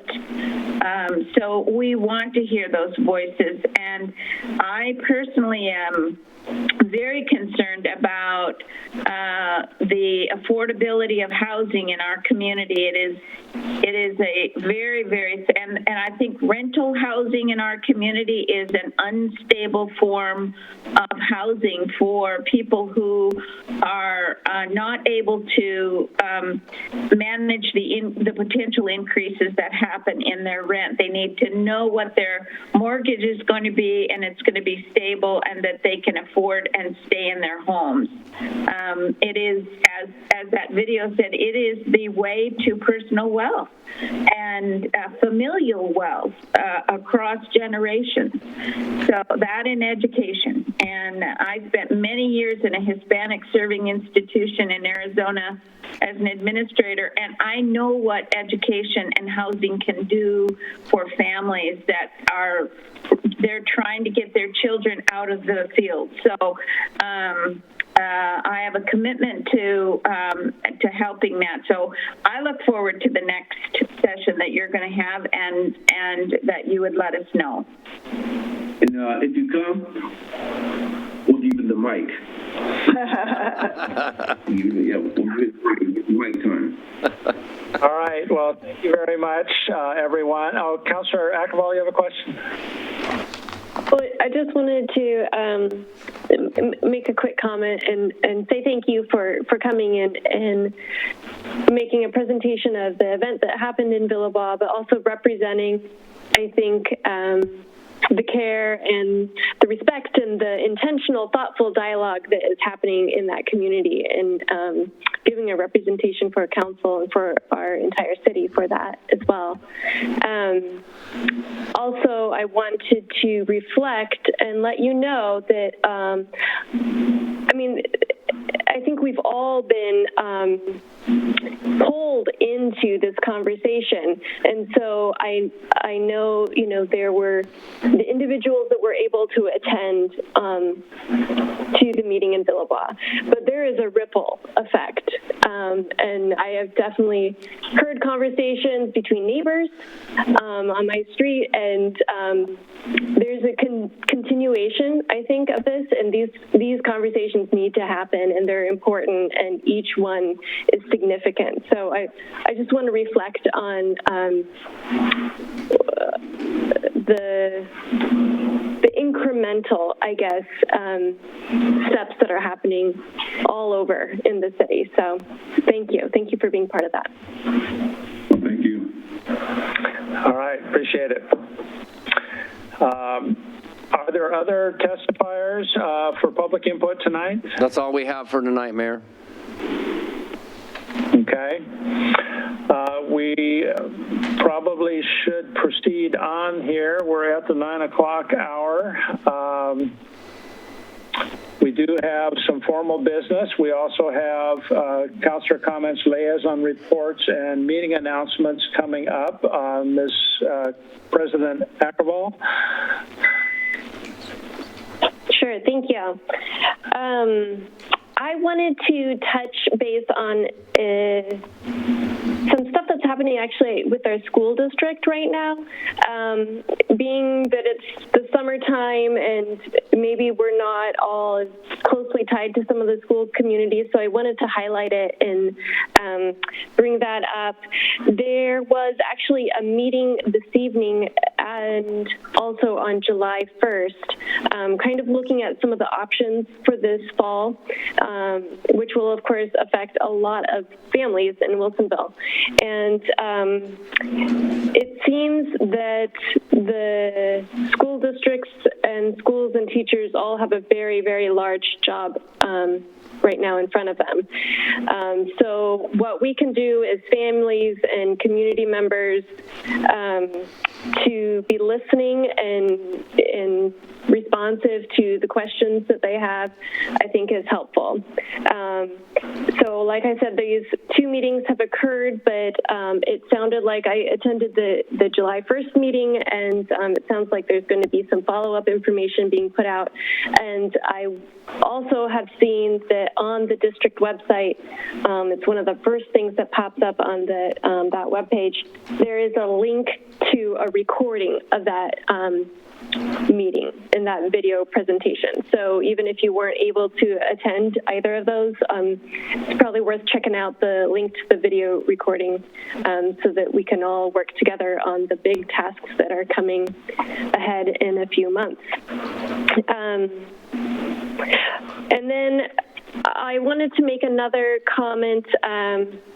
You know, we've had a lot of discussion this evening, but just wanted to keep bringing it up, and that is on the topic of training. Training for staff, for our city staff, and also training for council, and perhaps our boards and commissions as well. I think it's something that has a lot of value, and I'm going to keep bringing it up because I think it's something that we need to look at in the mix of all of the items that we're doing and considering. So that is it for me tonight. All right, thank you very much. Councilor Lehan.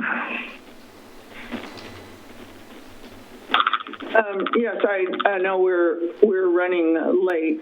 Say I'm on there, so I'm not going to go into very much, except that I would like to ask if perhaps in the future we could have a segment. As long as are we still in an emergency?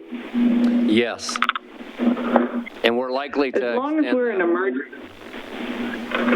As long as we are in emergency, it seems like we should get, at least a 5 or 10 minute update at each council meeting for, what's the status of our emergency. I don't know where we are on anything with our parks, our library, our facilities, or our other buildings. What's going on? What are we looking at into the future? And we don't need to go into it now because it would take too long. But I think all of us probably have ideas about dealing with this COVID thing, and it would be nice to at least get updated with sort of a regular update. There it is. We can do that. Okay. But otherwise, I don't have anything special today. All right, thank you. Councilor West is not with us this evening. Councilor Linville. I just had one.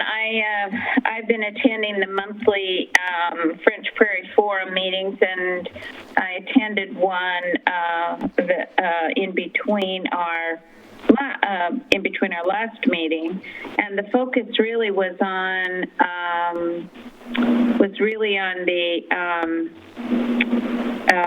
the river and the exclusive farm use land, and how are we managing that. And that issue of the river has come up not only there, but came up in a civic affairs meeting that the Civic Affairs Committee of the Charbonneau Country Club had as well. And I think there is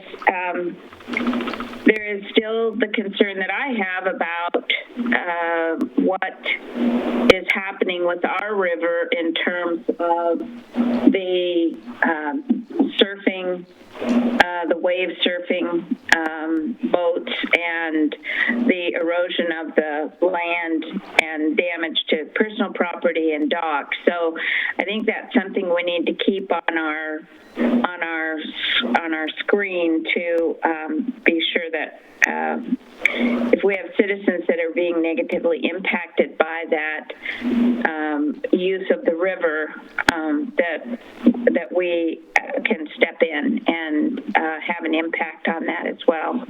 I just want to thank everybody for a really good, I think our last two meetings have been very impactful, and I appreciated all the comments and our citizens coming forward as well, and the work that our staff has done to kind of take this mantle up and help us figure out what are going to be some of the next steps that we can take for the safety of our community. I think that's a priority that we share as leaders in the city, and so my thanks to you all, staff and elected officials, and thank you.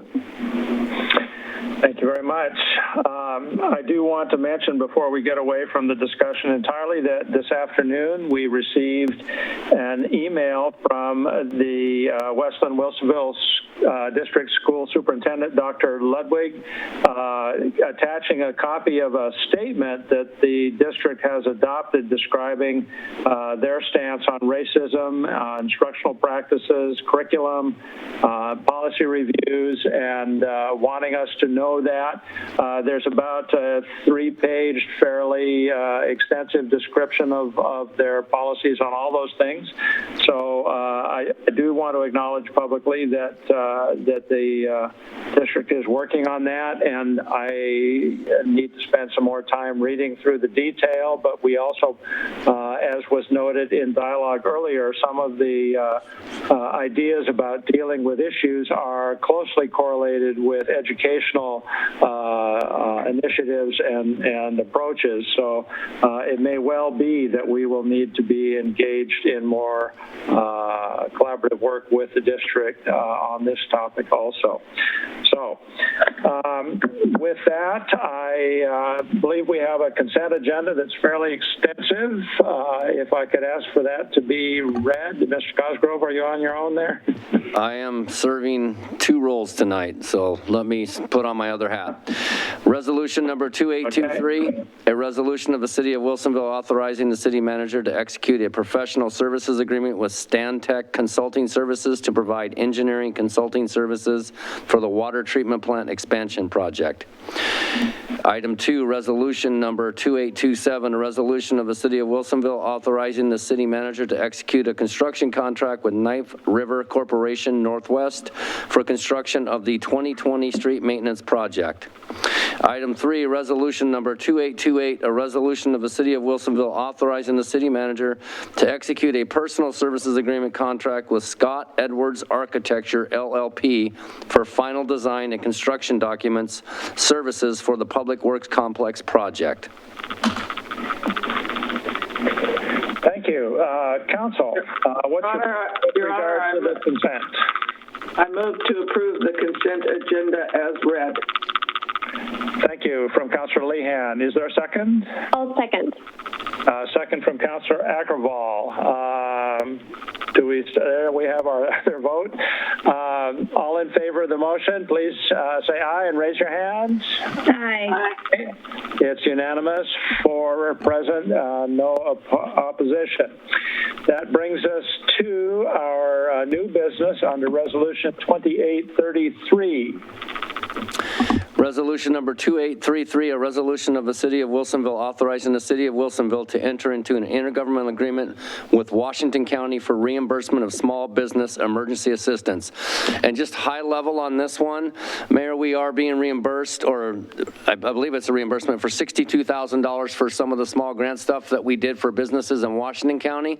We're going to come back to you at the next meeting on some options for you to consider on whether you just want to roll that into the general fund to replace the money that we've already dished out, or if you want to look at maybe a second round. So we'll have some recommendations and alternatives for you to talk about at your next meeting. But you don't need to do anything tonight. All right, that sounds Yeah, that sounds good. That's very, gratefully offered by Washington County out of federal CARES funding that they received to pass that through to help some of their cities. So we had not anticipated that, but it has been made available. Questions from council, one way or the other? It was detailed in your packet. What's the pleasure of the council with regard to Resolution 2833? Councilor Linville. Your Honor, I move approval of resolution number 2833. Thank you. Is there a second? Second. Second from Councilor Lehan. Thank you. Discussion? No more discussion needed? Everybody good? If so, I'll ask for the vote. All in favor of the motion to approve Resolution 2833, please raise your hand and say aye. Aye. Aye. Aye. I see 4 votes in favor, leaving nobody in opposition. And that will bring us to, let's see, continuing business on agenda shown as none. Is that still correct? Still none. Still none. Okay. That then brings us to our public hearing on Resolution 2830. Resolution 2830, a resolution authorizing a supplemental budget adjustment for fiscal year 2020-2021. Keith Katko will be providing you with a staff report. Okay. We'll call to order a public hearing on Resolution 2830. As has been read, ladies and gentlemen, council will take public testimony tonight in a public hearing format to be conducted as follows. First, city staff will present their report, then we will receive testimony by proponents, opponents, and those neither in favor nor opposed to the proposed resolution.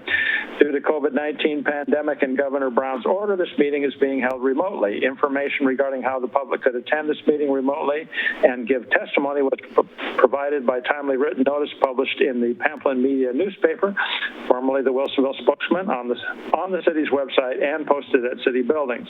Information published to the public explained the options for remote participation and testimony. Notice was also included that testimony could be submitted for the record in advance in writing. If you are listening to this meeting remotely and have not already notified the city recorder that you wish to testify at the time of public testimony, anyone who is on the call should... This doesn't read that clearly to me.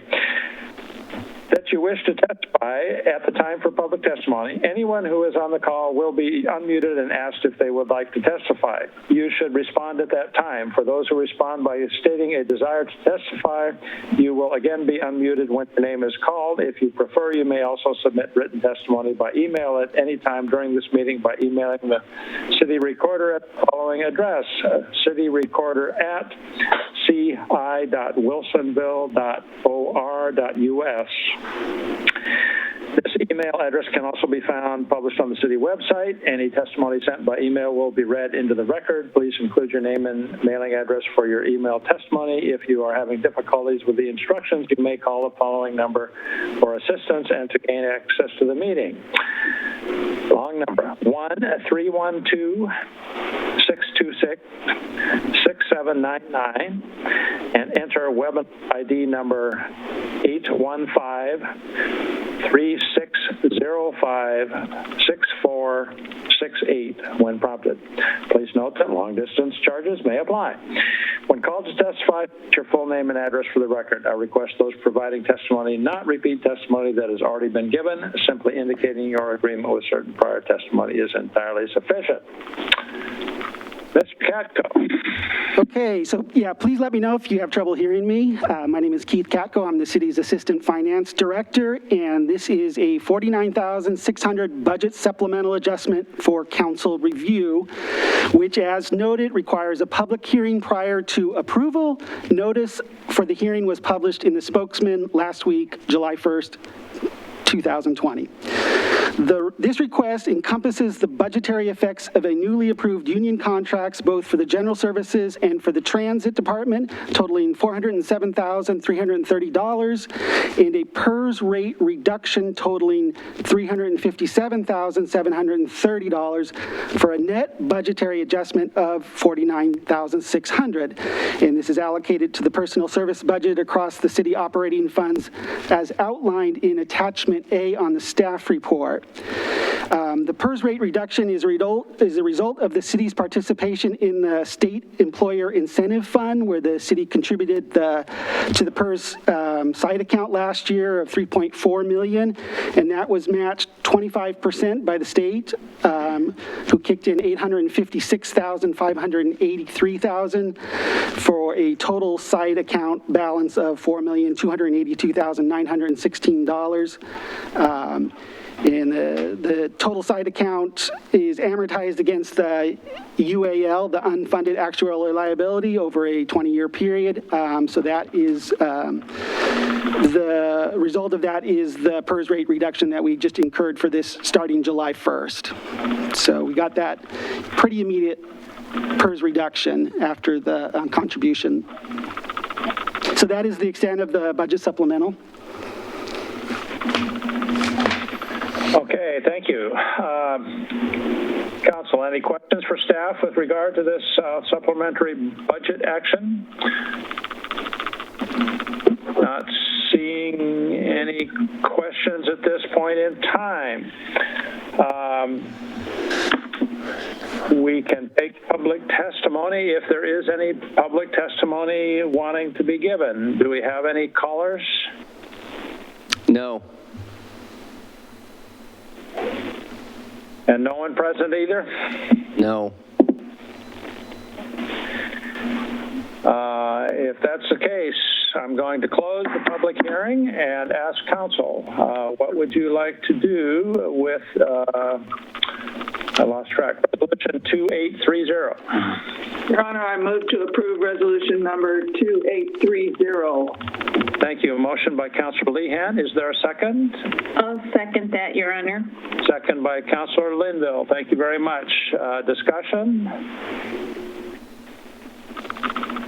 Only discussion that I have is it's nice to see a little positive return on that PERS side account investment that the council chose to make last year, and we hope that that will continue to be true. If there is no further discussion desired, I will ask for the vote on the motion to approve resolution 2830. All in favor, please raise your hand. Aye. I've got 4 positive votes, which means there's no opposition at all. Thank you, Mr. Katko. I appreciate that.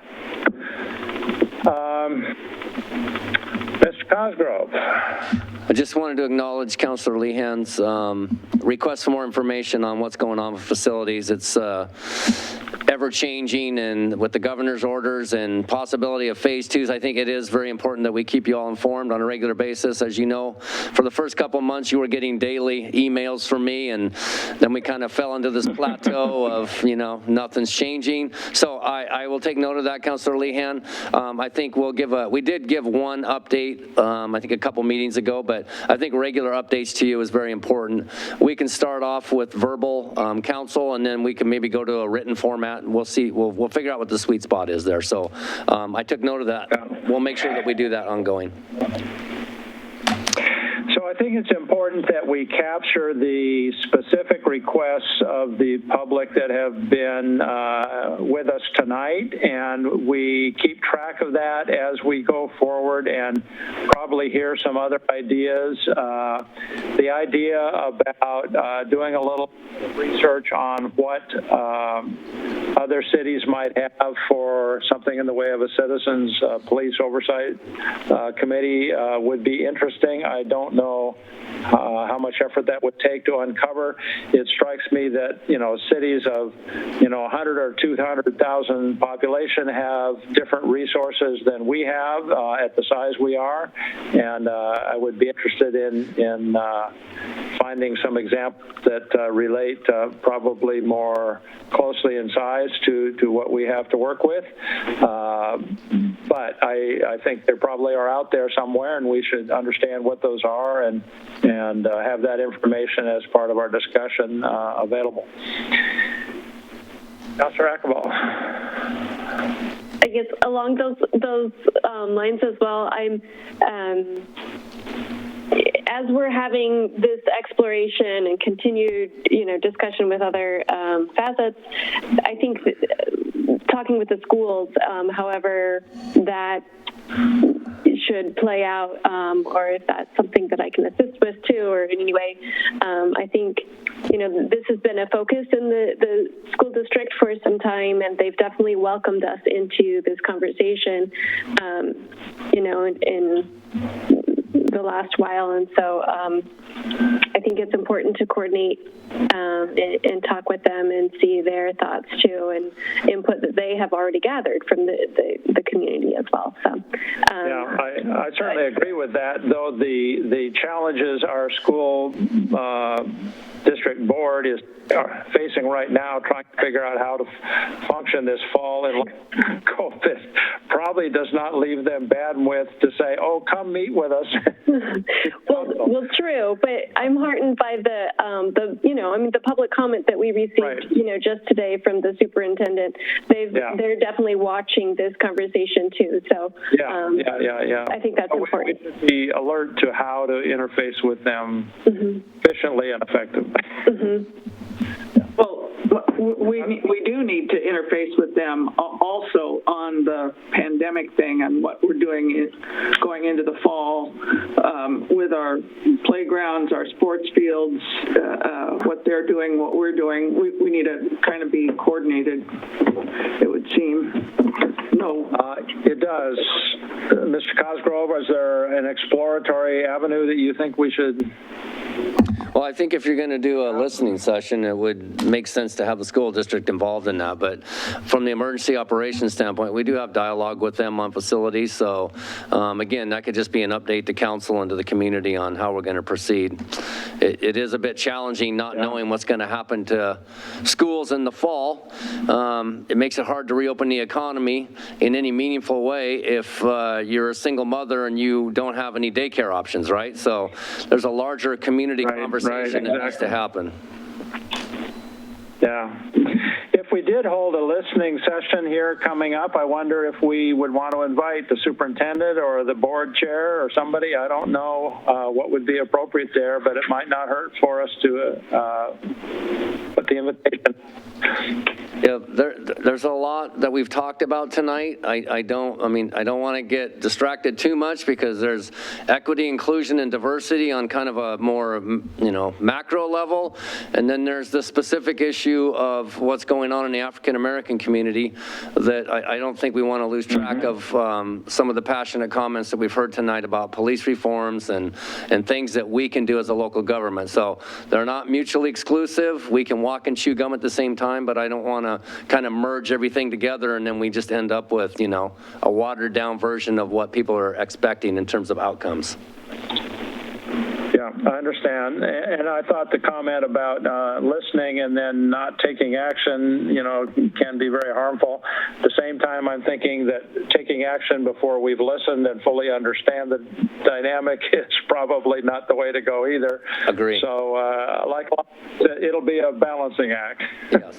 And we will begin the process of having a dialogue with our other contract cities, some of the metric stuff that we heard from Cassandra tonight, Ms. Edwards. I'll have further dialogue with her to make sure that her expectations in terms of what we need to be doing for that community specifically in terms of data and metrics and transparency, that we're having those conversations. Okay. Sounds good. Appreciate that. Anything else for tonight? Not from the city manager. If you go to the legal business, if you want to sue somebody, you have till midnight, because I'm off at midnight.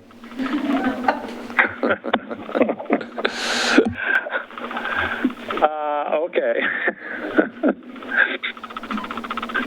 All right, I think we're ready to adjourn then, unless anybody wants to hang on a little longer here.